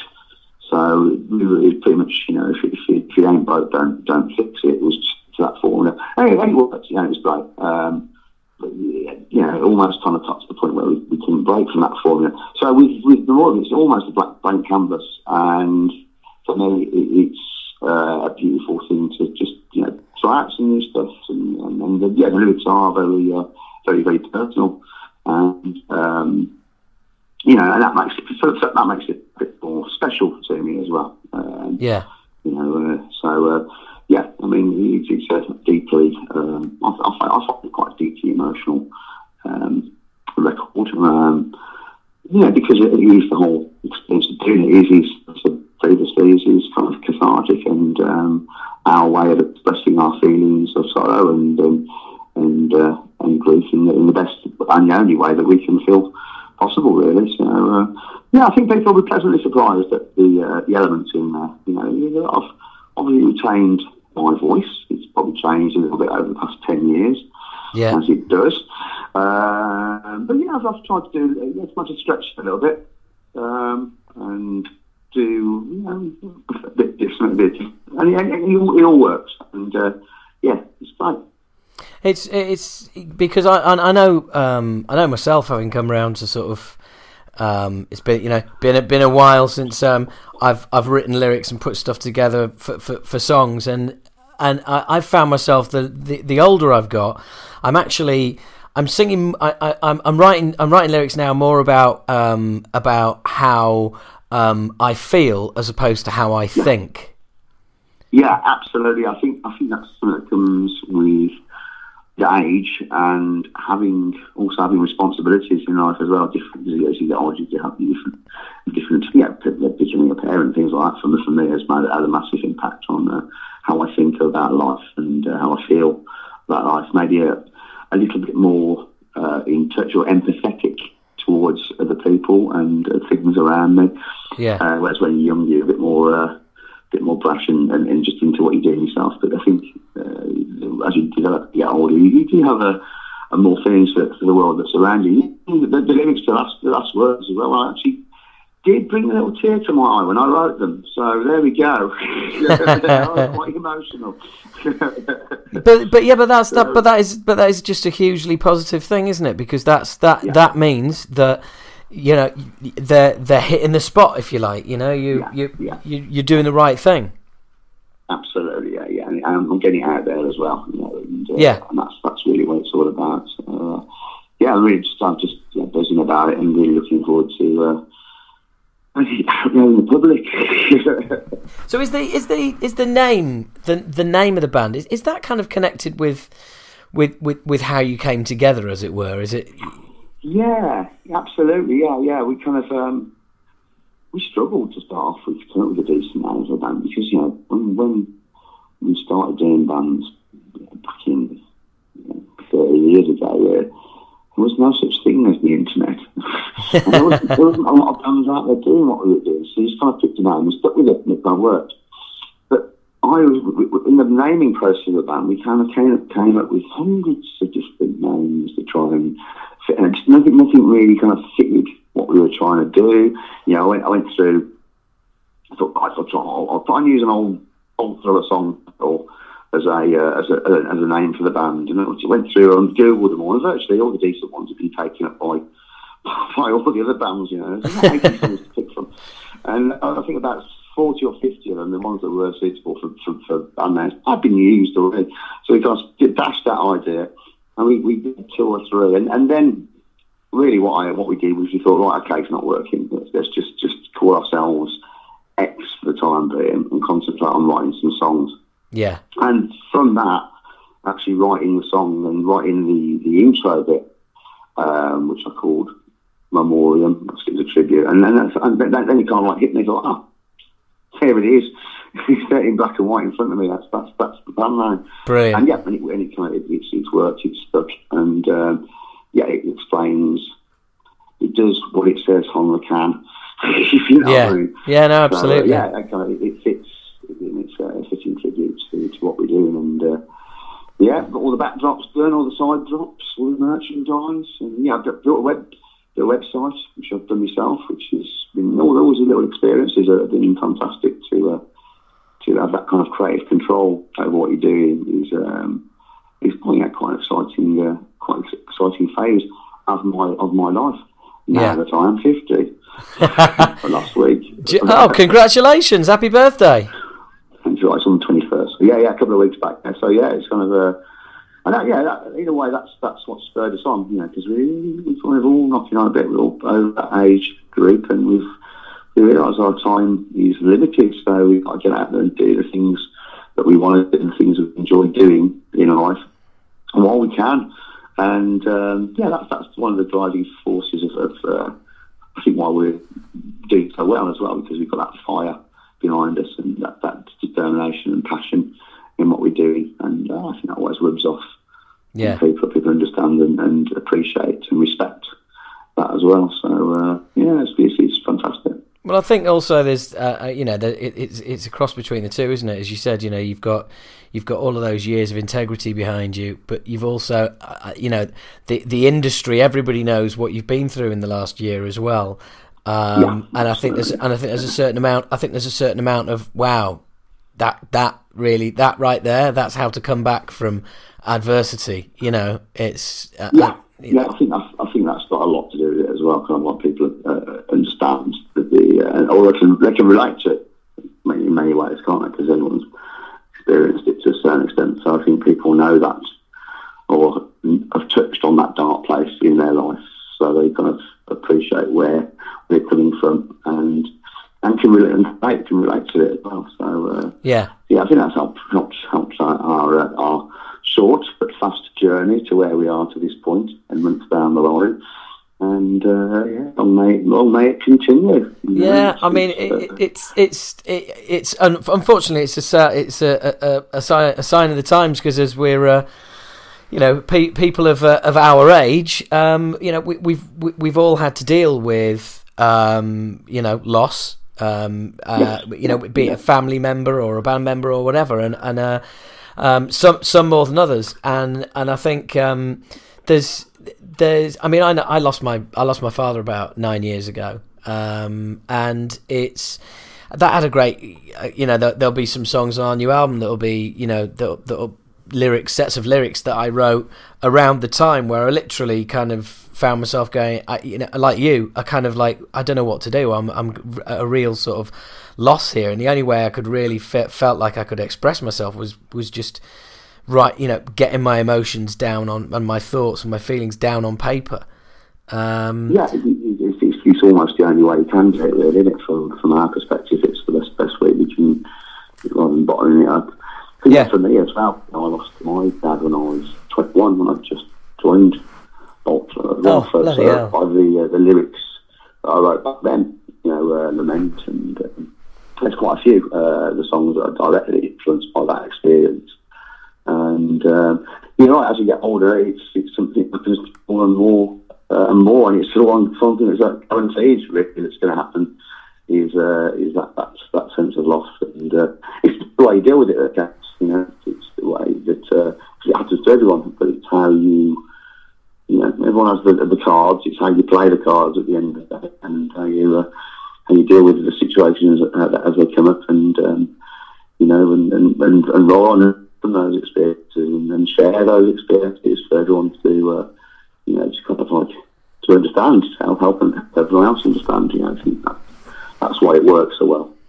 Yeah, I mean it's a cathartic experience from our point of view, but also because we it's had that effect on us. Hopefully, somebody who's been through something similar, it can have the same effect on them as well. And it's absolutely, yeah. leads to a very shared thing. It's a shared fun. It's very, very personal.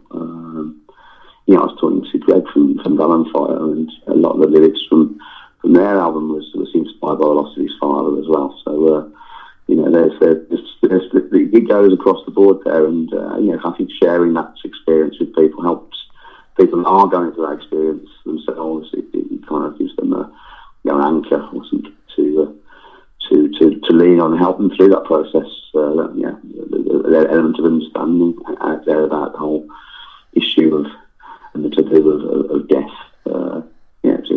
We are surrounded by it. It's everywhere. Absolutely. It's a way of making something that's almost a negative into something that's a positive life affording. And it does make you who you are at the end of the day. It makes you a stronger individual. Why not? Would destroy you? But I go one way, but generally speaking, it makes you. I think through going through that experience makes you more a fuller, more rounded human being, from experiencing the highs and the lows in life. It kind of adds to your own personality and your own characteristics, and makes you who you are, really. Helps you cope with the life that's around you. Yeah, no, absolutely. I mean, they say there's a very strong bond developed by people who, if they've been in a disaster area themselves, or people who've survived a plane crash or anything like that. And he said that there's an incredible bond between those people, and if they ever have problems in their lives, they all sort of come together and solve them, and it's kind of like it almost kind of feels like that, I mean, it's and I also think there's that element, and also the fact that when you need to get this, when you're playing a band together as well, that's a real special bond that you develop with individuals and people that are in that, because that's a real unique, intense, shared experience. So when you kind of have that experience with people, and then you lose them, that's what makes it all so tragic, really, about what happened to Martin. The fact he's only 38, just gives you a kick in the balls. You kind of maybe anticipate one of us older ones, passing on, but not Kiddie, not the young one in the band. Yeah, and the true tragedy of it all is, he left two, young children. Max, who's I think he's 8, 9 now, and Leon, who's 17, 18, around that age now. But they've coped really well, and they're doing okay. The family's doing fine. And in fact, there was a memorial service for him just 2-3 weeks ago. Just on the 15th of September, on the anniversary, the first anniversary of his death, that we all attended, and we set off 100 black balloons into the sky, which it was a nice moment. It's kind of like very poignant as well, because almost to me it was a kind of end of a kind of a year's mourning and grief period. But it also signified, kind of, for me, the end point of the band I was in as well. The previous band. Yeah. Which, touching on. It's a big part of my life, so it's kind of important to me, and formulated my identity as a person. In a way, almost kind of drew a line under it. It's like now focus on the future. Yeah. Rather than having a foot in the past, or looking over my shoulder to what could possibly happen there. Now I can feel like I, focus 100% into the future, and what's the excitement of what's to happen with Memoriam. So would you have? Do you feel? I mean, it's a horrible phrase now. I hate to use it because I don't think it even exists. But it's kind of giving you a sort of closure on that whole kind of you know. Absolutely, yeah. It's a form of closure to it all, because everything was up in the air, really. And say it's it's kind of, without sounding weird, kind of spiritually and mentally, it kind of made me feel a bit unbalanced, really, because kind of I just looking forward, looking back, sideways, and my head kind of kind of looking forward and not sure what's going to happen in the past, with the band. So yeah, it's kind of like it's given me some form of spiritual equilibrium. That's quite a long phrase for this time around. I tell you what. That sounds like a Celtic Frost album.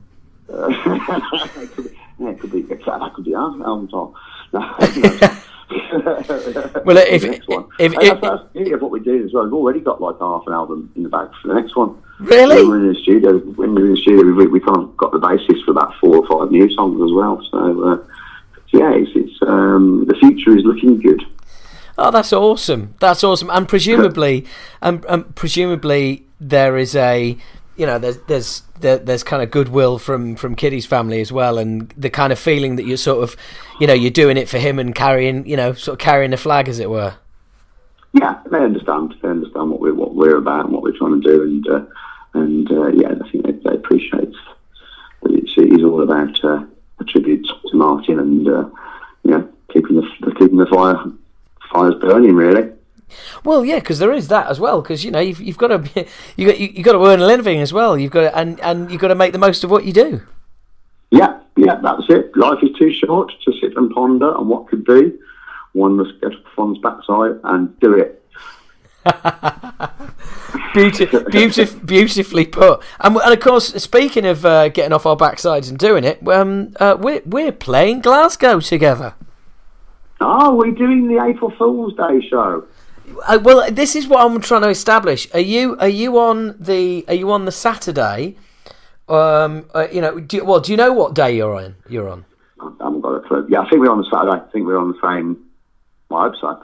Yeah, I think we're on Saturday with Autopsy, which is the main reason we're doing it. To be perfectly honest, I want an excuse to go and see Chris and the lads to hook up with them.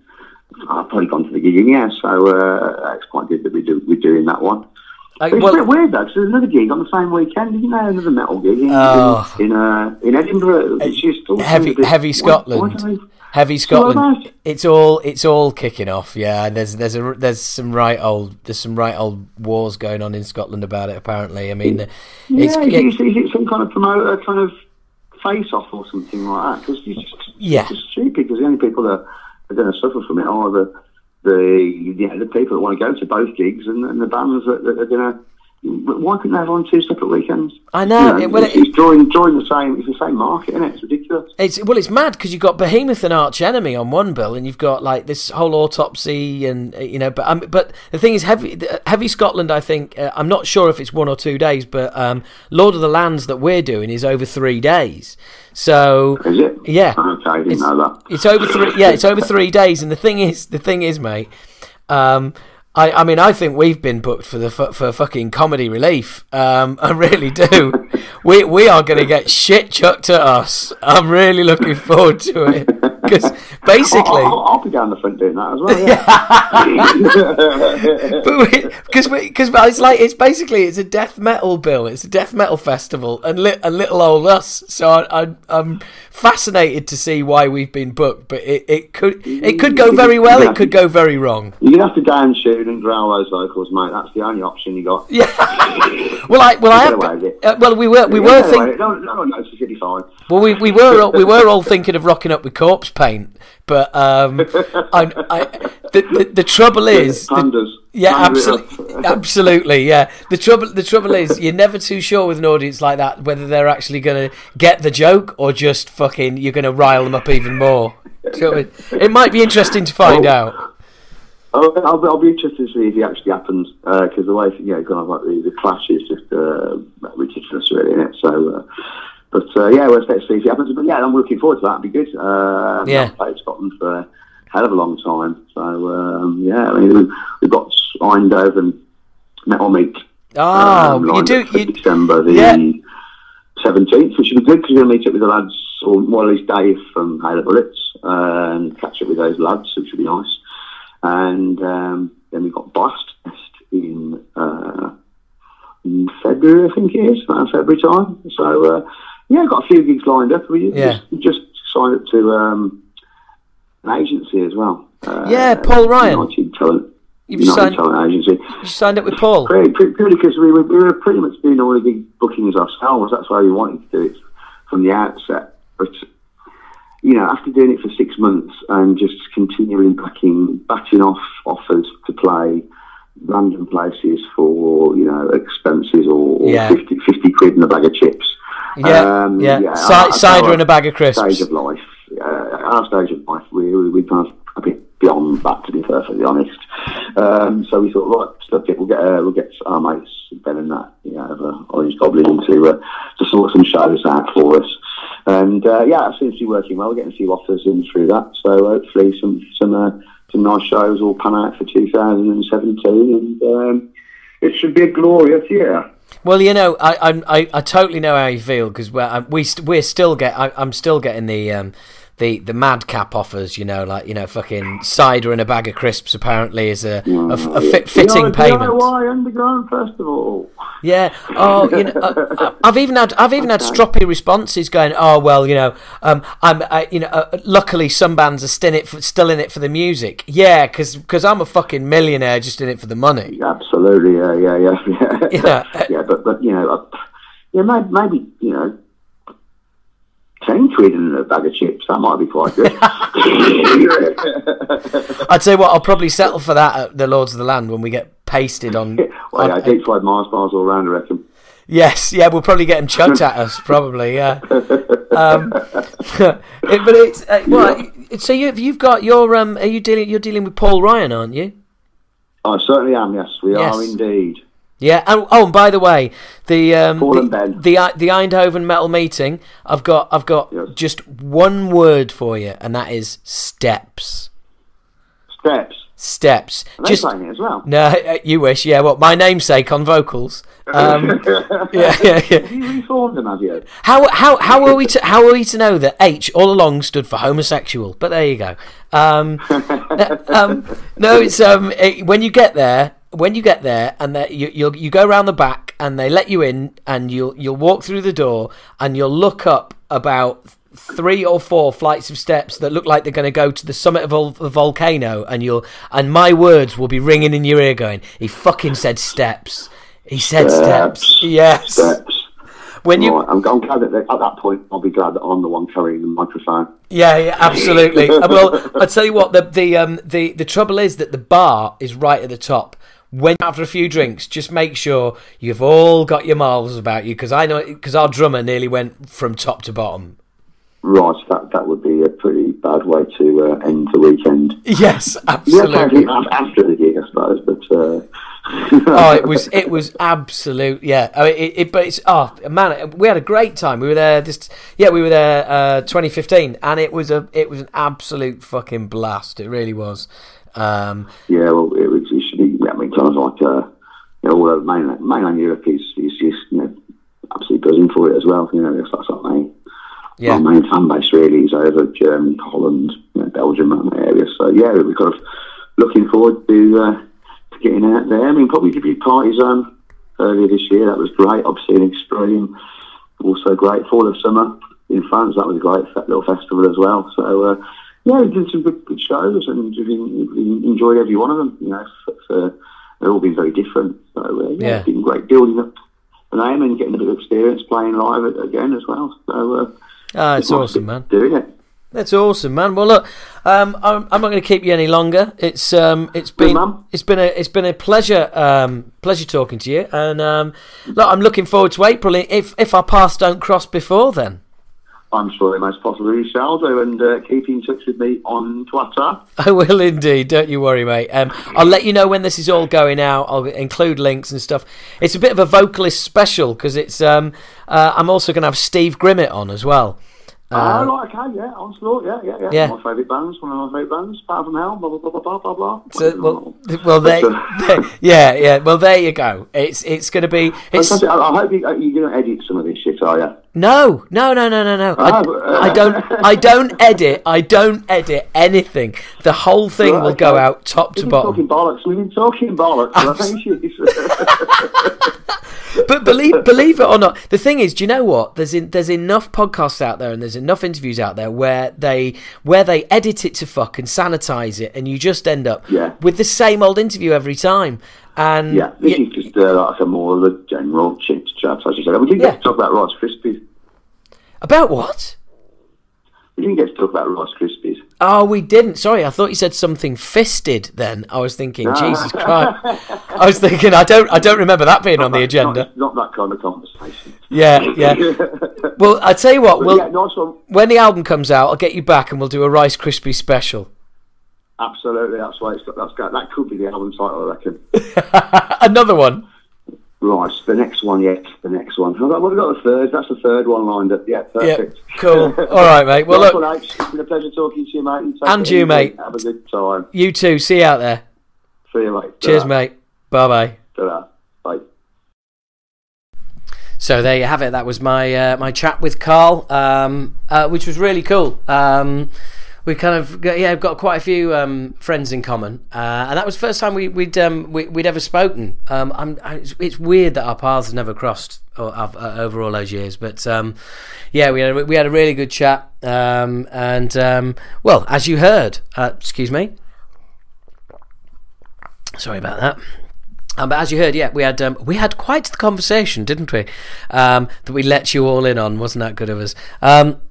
But yeah, I mean, I can't think of a band. I can't think of a band who've had to go through that recently that I've spoken with them. I think the way they dealt with it was just superb. As in, bolt thrower and the loss of their drummer, and just really kind of announcing the demise of the band on the anniversary of his death. I don't know, it's just really classily done, and Memoriam sounds like rocking, basically.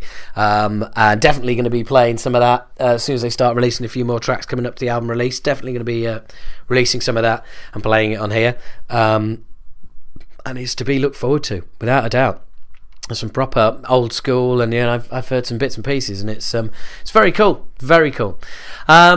So again, like I said, no ranting here, not feeling very ranty this month. If that's what you tune in for, tune in. Hey, we haven't had one of those for a while. Then I apologise, but I want to keep things mixed up. I want to keep mixing stuff up, and this is how I choose to do it this particular time. Because I realised that I've maybe got a little bit lazy. The podcasts have been taking a very similar shape, and it's always good to kind of just keep things moving, keep things different. Next month is looking good. I'll be interviewing today. I'm recording this on Saturday, the 22nd of October, 2016. How freaky is that? If you're listening to this years later, ooh, the internet, time travel, all of that, whatever. So yeah, I've got a big interview tomorrow, which hopefully I'm hoping is going to be a really nice long one, a long in-depth one. It might even be a special with just one band next month. I'm not sure, to be honest. But then again, I am going down to the Camden Underworld next week and hooking up with Zet from Exodus, with Tommy from Prong. So it'd be good to see them both playing with Obituary. That's a bill right there, isn't it? So who knows? Might have all sorts of bits and pieces. Might be another Vocalist special with Tommy and Zet. Keep this thing going. Why not? But anyway, look, Vocalist special, and I'm sure quite a few of you will have been hanging on my every word, waiting for the Chuck Billy interview, and here it comes. Big thanks to Claire at Nuclear Blast and Matt Denny at All About the Rock for sorting this out. It's fucking brilliant. Really happy about this. Chuck was an absolute delight, as you'll hear. Really refreshing, different kind of interview, as you'll see, for various reasons.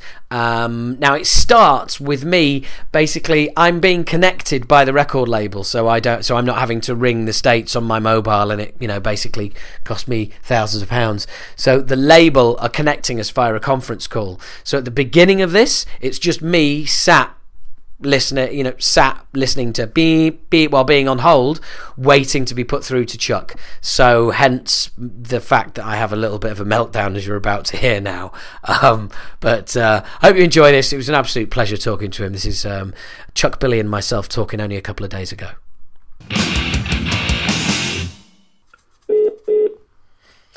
And so we wait. That is the sound of waiting for Chuck.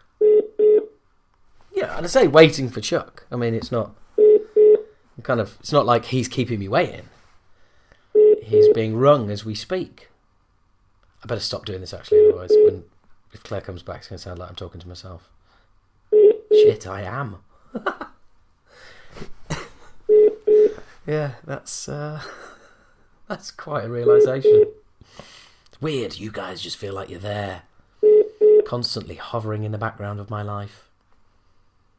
Seriously, I've got to stop talking now. But I can't. I'm struggling. Right, okay. Silence. Hey, Howard. Hi, Chuck. How are you doing, Howard? I am very well. How are you, sir? I'm doing good. How about yourself? I am very, very well. I'm very well, and I'm going to start out by probably giving us both a headache. And trying to we met way back in the day. I sing in a UK thrash band called Acid Rain, and we supported Flotsam and Jetsam that week where there was you, I think it was Exodus and Flots all headlined the Astoria all in 1 week. Oh shit! I know. But yeah, we met briefly, man. It's nothing that would stand out in your memory for any reason whatsoever. Well, cool. Good talking to you again. Yeah, absolutely. Yeah. How have you been, old friend? Yeah. So I've got my band back together, but I also spent 20 years doing stand-up comedian, being a stand-up comedian in between then.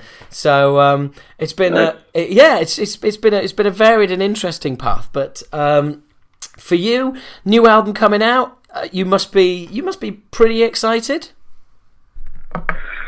Excited and relieved, I guess, is the right word. Yes. Yeah.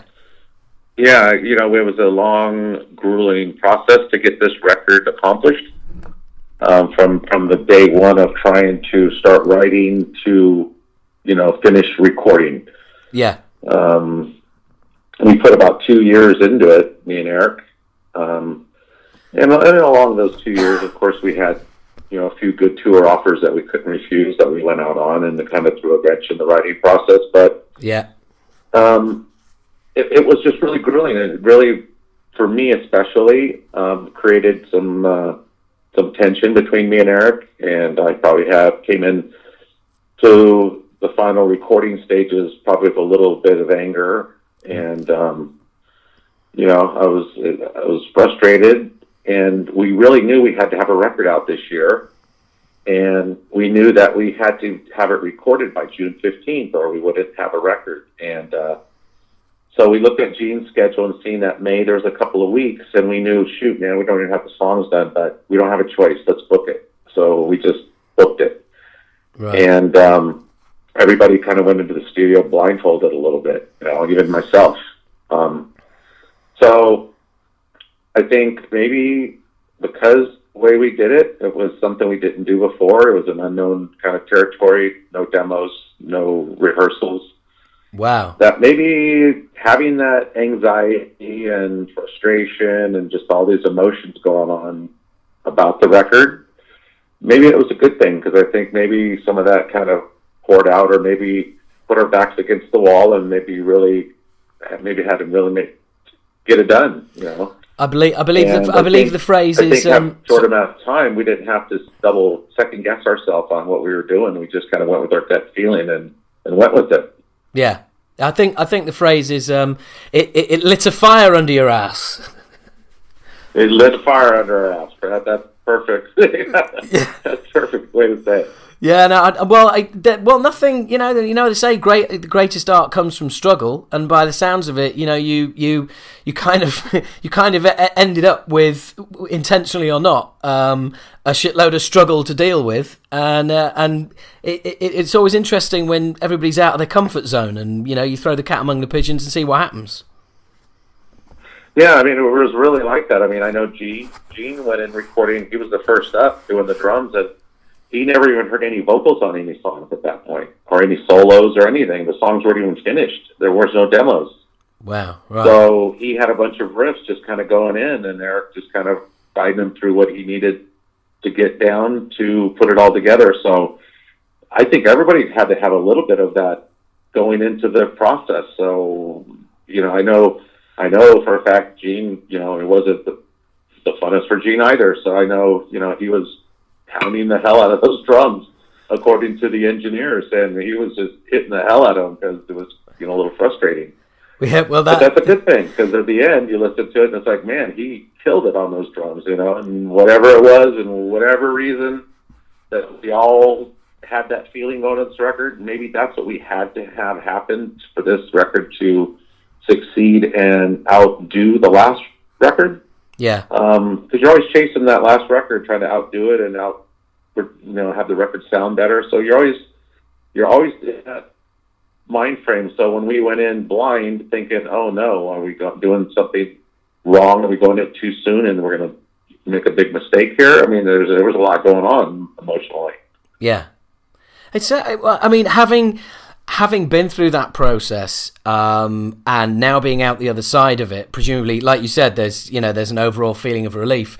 Is that, given the way it's turned out, is that a process that you would rather never go through again, or is it something where never again? Right. I made it clear to Eric, right away that I don't ever want to write a record. I told him, Eric, I really didn't have a good time. The process, that wasn't fun. I didn't enjoy it. Right. And I don't ever want to do that again. And I don't think he does either, but it was what it was. Like I said, things happen for a reason. Maybe that's what we had to go through to get the songs out the way they ended up, on the final recordings.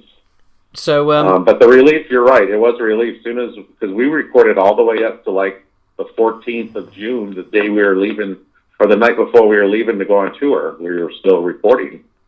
Right. So the next morning when we got on that plane, believe me, I woke up like, thank God, the record's done. It's behind me now. Wow, what a deal.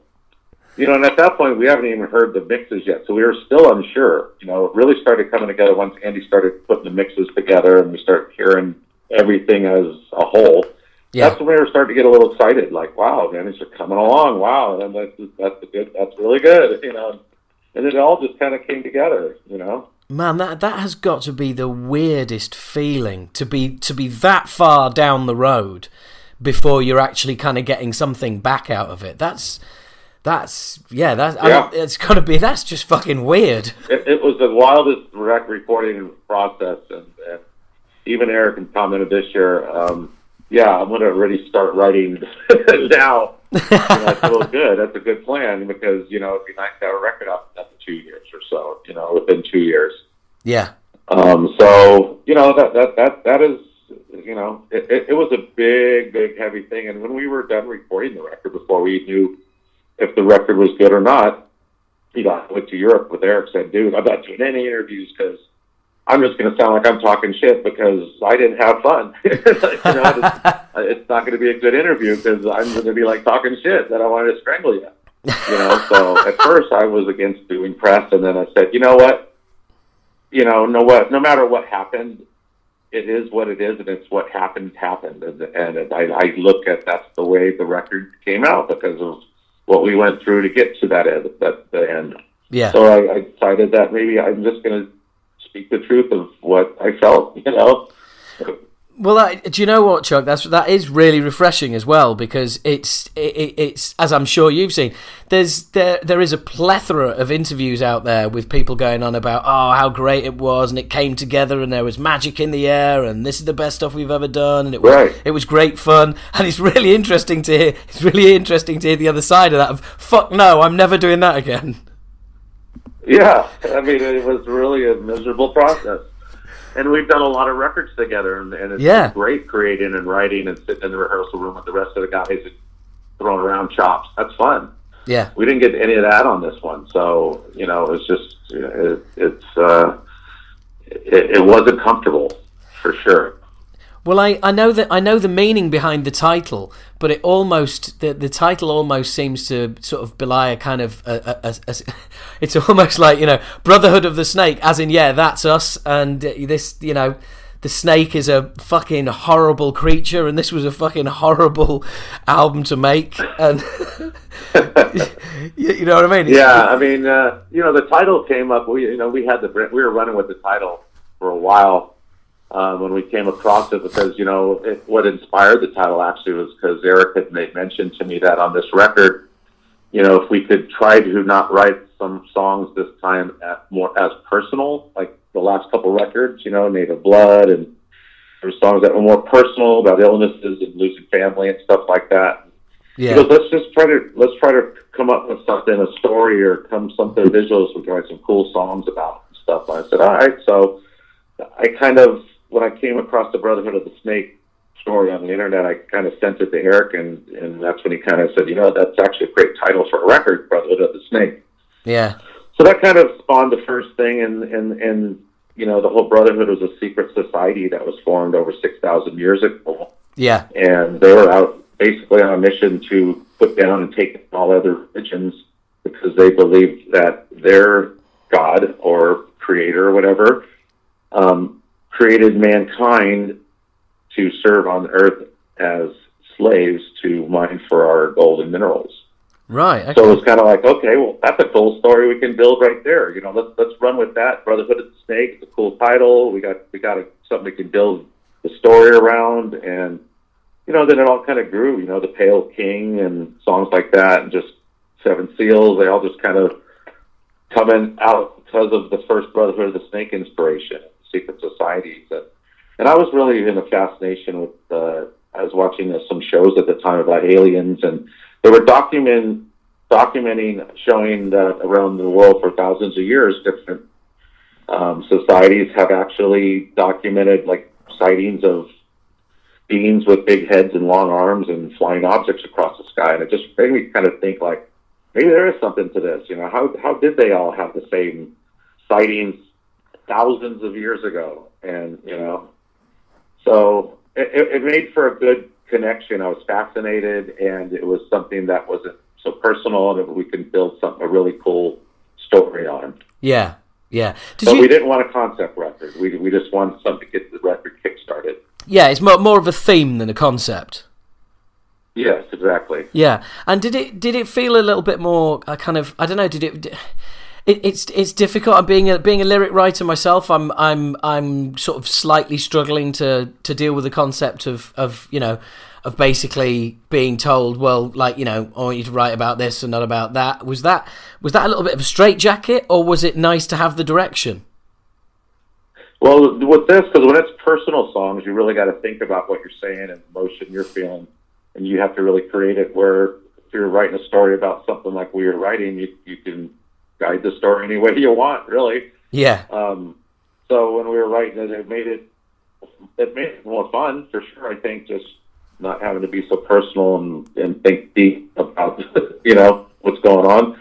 It definitely made it a little more easier and fun, and you know, and I worked with Del James and Zet, again, the writers I've been writing with Del almost 20 years, and Zet, I think 3 albums now. Yeah. And you know, I think the process is working pretty good, you know, as far as working with writers. You know, I at some point I came to the conclusion that, you know, I want the best lyrics that I could possibly get and have. So when I collaborate, I seem to like it works better for me to bounce ideas off of, or someone to throw one at me that maybe I didn't think of. Yeah. And we seem to get stuff written faster at that point as far as lyrics go. Like when me and Zet sit down, we write a song in a day or two. Same with Dell, 1 or 2 songs in a day. If we sit down and get cut and we're ready, we do it. Right. So do you start out with a kind of a framework of what you're looking for from the song, a theme, a title, or it could be a few lines? Do you go in kind of pre-prepared? I usually have the concept I have the title. Sometimes I'll chorus line. It's just the hook line, and so we build off of that. But we sit down and figure it out. Usually, I got an idea where we're going to go, and then once I throw that idea, that we just start rolling. Yeah. It's a really good thing. I enjoy it. Some people go, I don't want to share my publishing. I'm going to do it all myself. I could think that way, but I think that's a little bit selfish for the fans. I think I'll write better lyrics and give a better product at the end of the day by working with somebody, and I know it's better because I see it on the paper. That's admirable. It really is. I mean, I've never really written with anyone, and I don't know. I kind of it's always been kind of my thing. But I totally get where you're coming from, and if you're able to kind of open up like that and write with people, then as you say, it must be kind of freeing, as opposed to that pressure of you've got to search inside yourself and churn up a lot of stuff that maybe you don't particularly want to get in touch with. Yeah, exactly. And in this case of this record, since we're going off the Brotherhood of the Snake and the whole concept of that, it made it definitely a little less, I didn't have to think as hard as the stories kind of came out. Eric, we're throwing titles out of songs and what could be, and it just kind of created, Yeah. It must have been really weird though, not having that opportunity to demo stuff as well, where you actually get to kind of sit with the songs and listen back to them a while and kind of think, yeah, maybe I'll try it differently, next time. That must have been, again, that increases the pressure. Yeah, it was really weird. I mean, Eric has his little demo spot at home, and I have one at my house. So I had all the riffs. I just didn't have completed songs. So I was writing lyrics. I wrote lyrics to everything, over the lead sections, over the intros, because I didn't know where they started or finished. I know exactly. I know exactly where you're coming from. Just write lyrics. I know exactly where you're coming from. So some of the songs I came back to Eric with when I sang them, and the first thing it says, no, that's where the lead goes. I'm like, well, yeah, but I don't know that. So yeah, but I like what I'm doing, and sometimes we mix my lyrics, but sometimes we kept it because he goes, oh, you know what, that sounds good. Let's keep that. Find a new part there. So I had been doing my bit, over a long period of time. Yeah, we just couldn't start the song and finish it and demo them up. Right, okay. So it's just kind of like a jigsaw puzzle. You had all the bits, you just didn't get a chance to put it. Total jigsaw puzzle. I had so many pieces just on my recording room down there, and I just was writing and just tracking and going, okay, but they're parts. There's just a bunch of parts here. I don't hear the songs yet. Yeah. Yeah, no, I know exactly that experience, actually, because we're putting some stuff together at the moment, and I've put a chorus on top of what is supposed to be a pre-chorus, and nothing on the pre-chorus, and like you said, done stuff over where the leads are, and like you say, it's just kind of like, well, you do what feels right, and then move it around, and maybe some parts move, and maybe they don't. Right. You've just got it. But well, again, I guess the lucky thing is Eric really wrote some good stuff, and it all kind of came together in some whacked out, crazy kind of a way. But it did, Yeah, well, that's the main thing. As long as the end result is, is it. And I mean, by the sounds of it, you and Eric kind of have been in the band together many, many years. But by the sounds of it, you kind of learned things about each other that you hadn't learned before. Well, we do, but we fight really good like brothers, though. We can argue and fight with the best of them. Right. But that's how long we've been together, and he knows who I am, and I know who he is, and we don't hold back when it comes to talking to each other. But that means that you get to where you want to go a lot quicker. Yeah. So it's a good thing. It's something that someone pointed out to me recently that I've been in this band longer in this band than I've been almost I've been on the earth here, and I've been most of my life in this band, more than half my life in this band. Wow. Yeah, that's a serious amount of years to be. So, well, yeah. I mean, there's plenty of people that refer to people in their band as brothers, but that is pretty much that's family right there, isn't it? Yeah, I mean, it's really got to be that at some point, especially for longevity of bands. It's very important. But it's well, look, the key is communication, isn't it? And as you just said there, you both can talk to each other, absolutely say what you like to each other, and that is, that's the very essence of communication, and that's what keeps bands from breaking up. Yeah, but I don't think we were close to the breakup point, but I mean, that was the closest time I was gonna strangle Eric, I think, in this process of getting a record done. I mean, I was just really, really having a hard time. Yeah.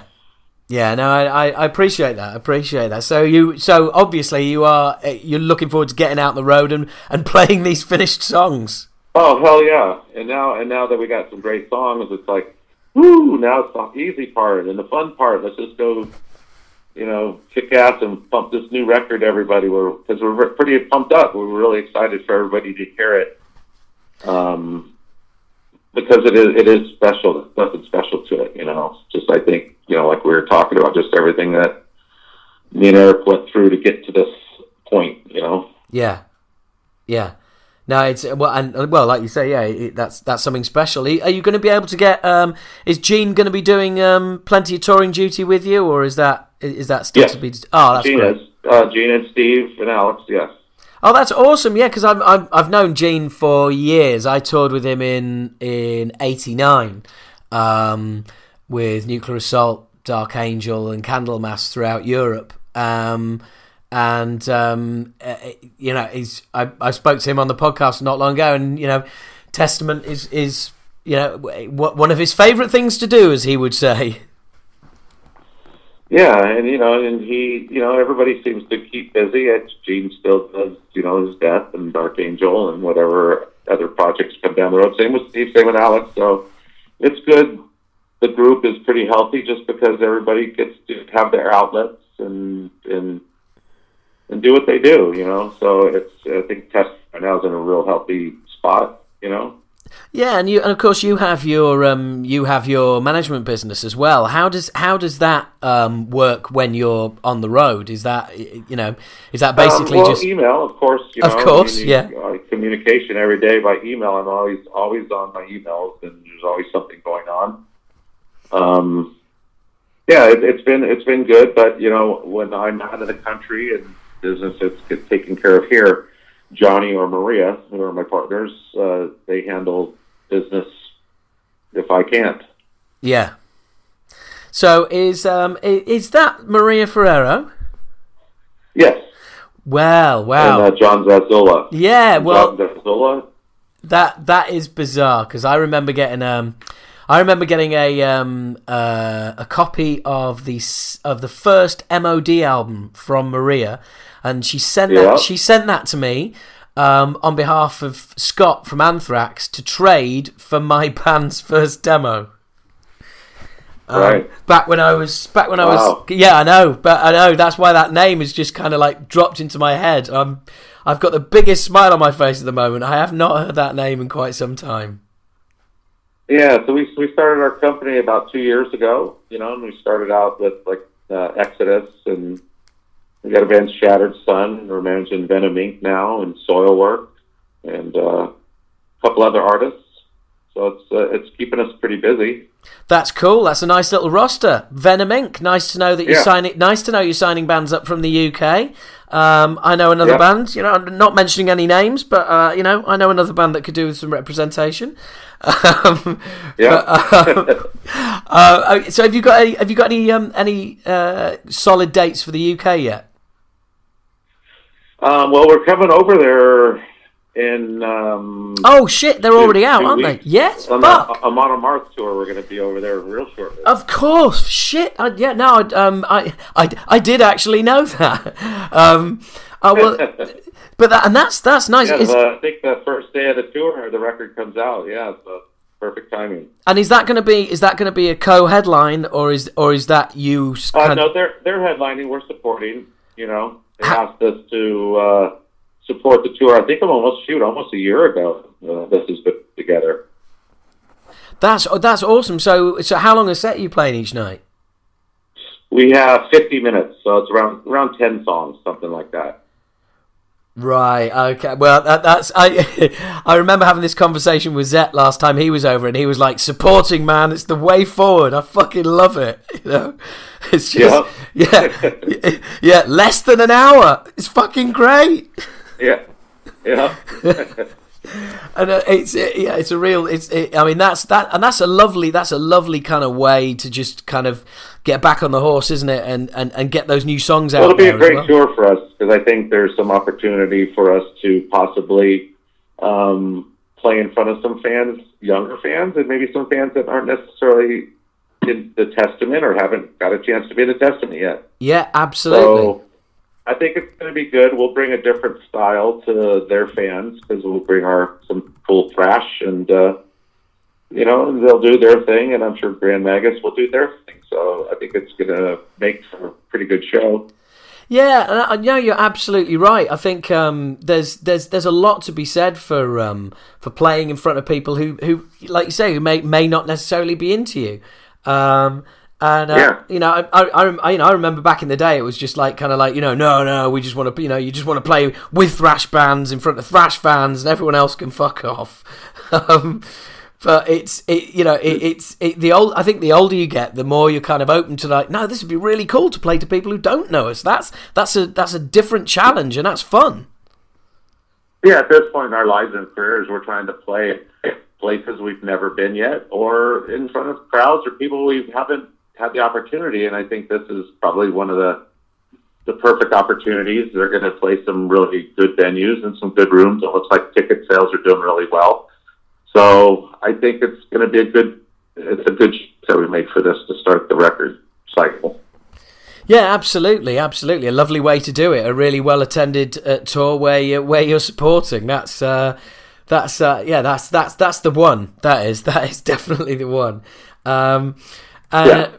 So what are your plans after that? Are you back to the States? Is there then a break, or are you just straight back out on the road? Yeah, right after that, we get home December 1st and take a holiday break, a New Year's break. And we'll start 2017, February 1st, on the 70,000 Tons of Metal cruise. That'll kick off the 2017 touring cycle. Oh, wow, man. It's like you say, you know, it might have been a nightmare putting the album together, but the tour seems to have been perfectly timed. A nice, really well attended support show, Christmas and New Year's to yourself, and then you start with the metal cruise. That sounds like a really nice way to start a touring cycle. It is. It's we're looking forward to it, because it's we got, I think, mapped out through maybe like next August or September. I think we've got kind of mapped out what we're doing. So it looks like it'll be quite busy, and I think hopefully once the record drops and people get it, and hopefully people get excited, and we can keep touring a little more on this record. Yeah, no, so that's obviously something you want to do, because I know a lot of bands are like, I know we've all got to be out on the road now, but it's still hard work. Yeah, it is. I mean, people don't realize it. I mean, the show's the part and the payoff, but what you do all day to get to that point is not necessarily the most glamorous, and fun thing to do all day, sitting on a bus or in a dressing room, Yeah. No, I know exactly what you mean. Yeah, I really do. It's just like you said. You deserve the. You must feel like you kind of deserve some payback after having had such a tough time in the studio. It certainly seems like the touring is is working out. It's a nice kind of just reintroduction back into playing live, and you're going to be on. So you're hoping to be on the road for at least a kind of year, 18 months for this one. At least, and I think like I said earlier, we're definitely focused to get a record out sooner than later. We're not spring chickens anymore, and don't want to wait another 4 years. Yeah. No, absolutely. And the thing is, like you say, because you're doing this like UK and European support tour, you're then open to come back like next year with a full on headline track of your own. Right after the festivals, we're planning a European full headline tour. Right. Okay. That's awesome. Yeah. That's awesome. That is awesome. Well, look, Chuck, it's been an absolute pleasure to talk to you. I really appreciate you for taking the time out and having a chat.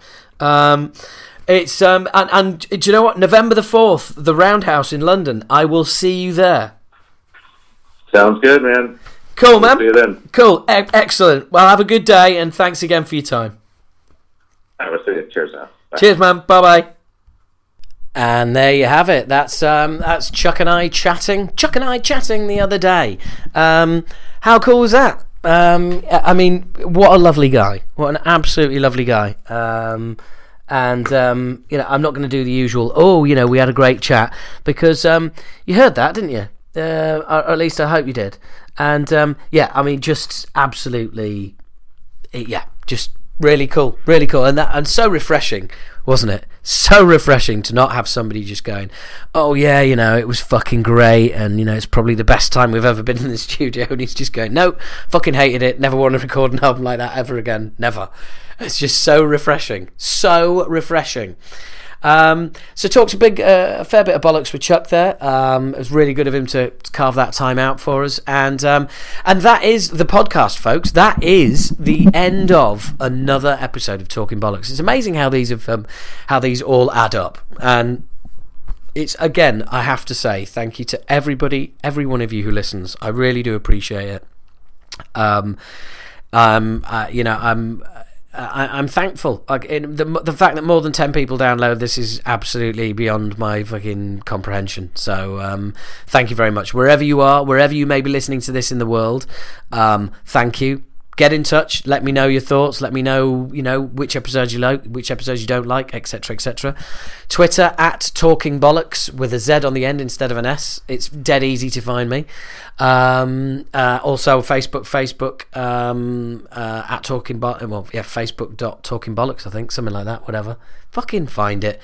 And there's a YouTube channel, and we're on All About the Rock, and obviously you subscribe and download as you do. Please do remember, if you download these episodes to your phone using Wi-Fi, that means that you do not use any data. Okay? If you've got a data limit, fucking don't stream these. What are you, mad? Seriously.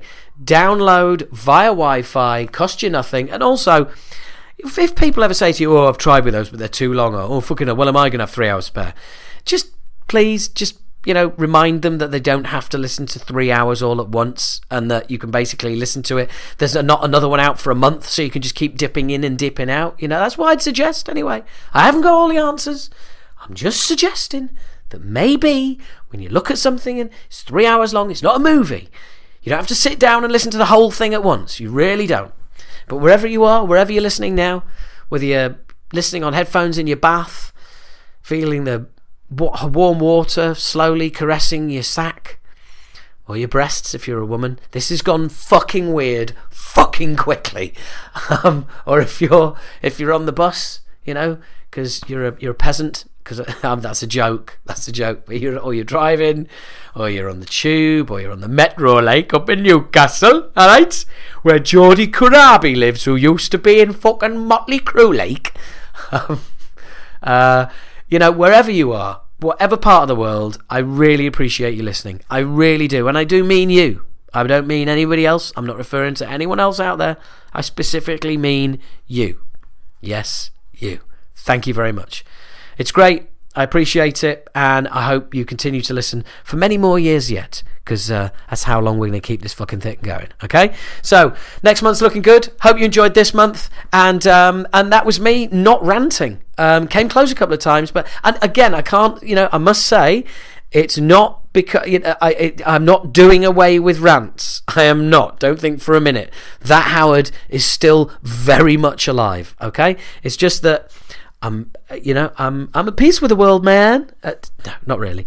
Just it's been one of those months, and like I said, I don't have to be a ranty machine, do I? Hopefully, you've still enjoyed the podcast, and if you haven't, well, c'est la vie. You'll never get that 2 hours and 40 minutes back, but hope you enjoyed it anyway.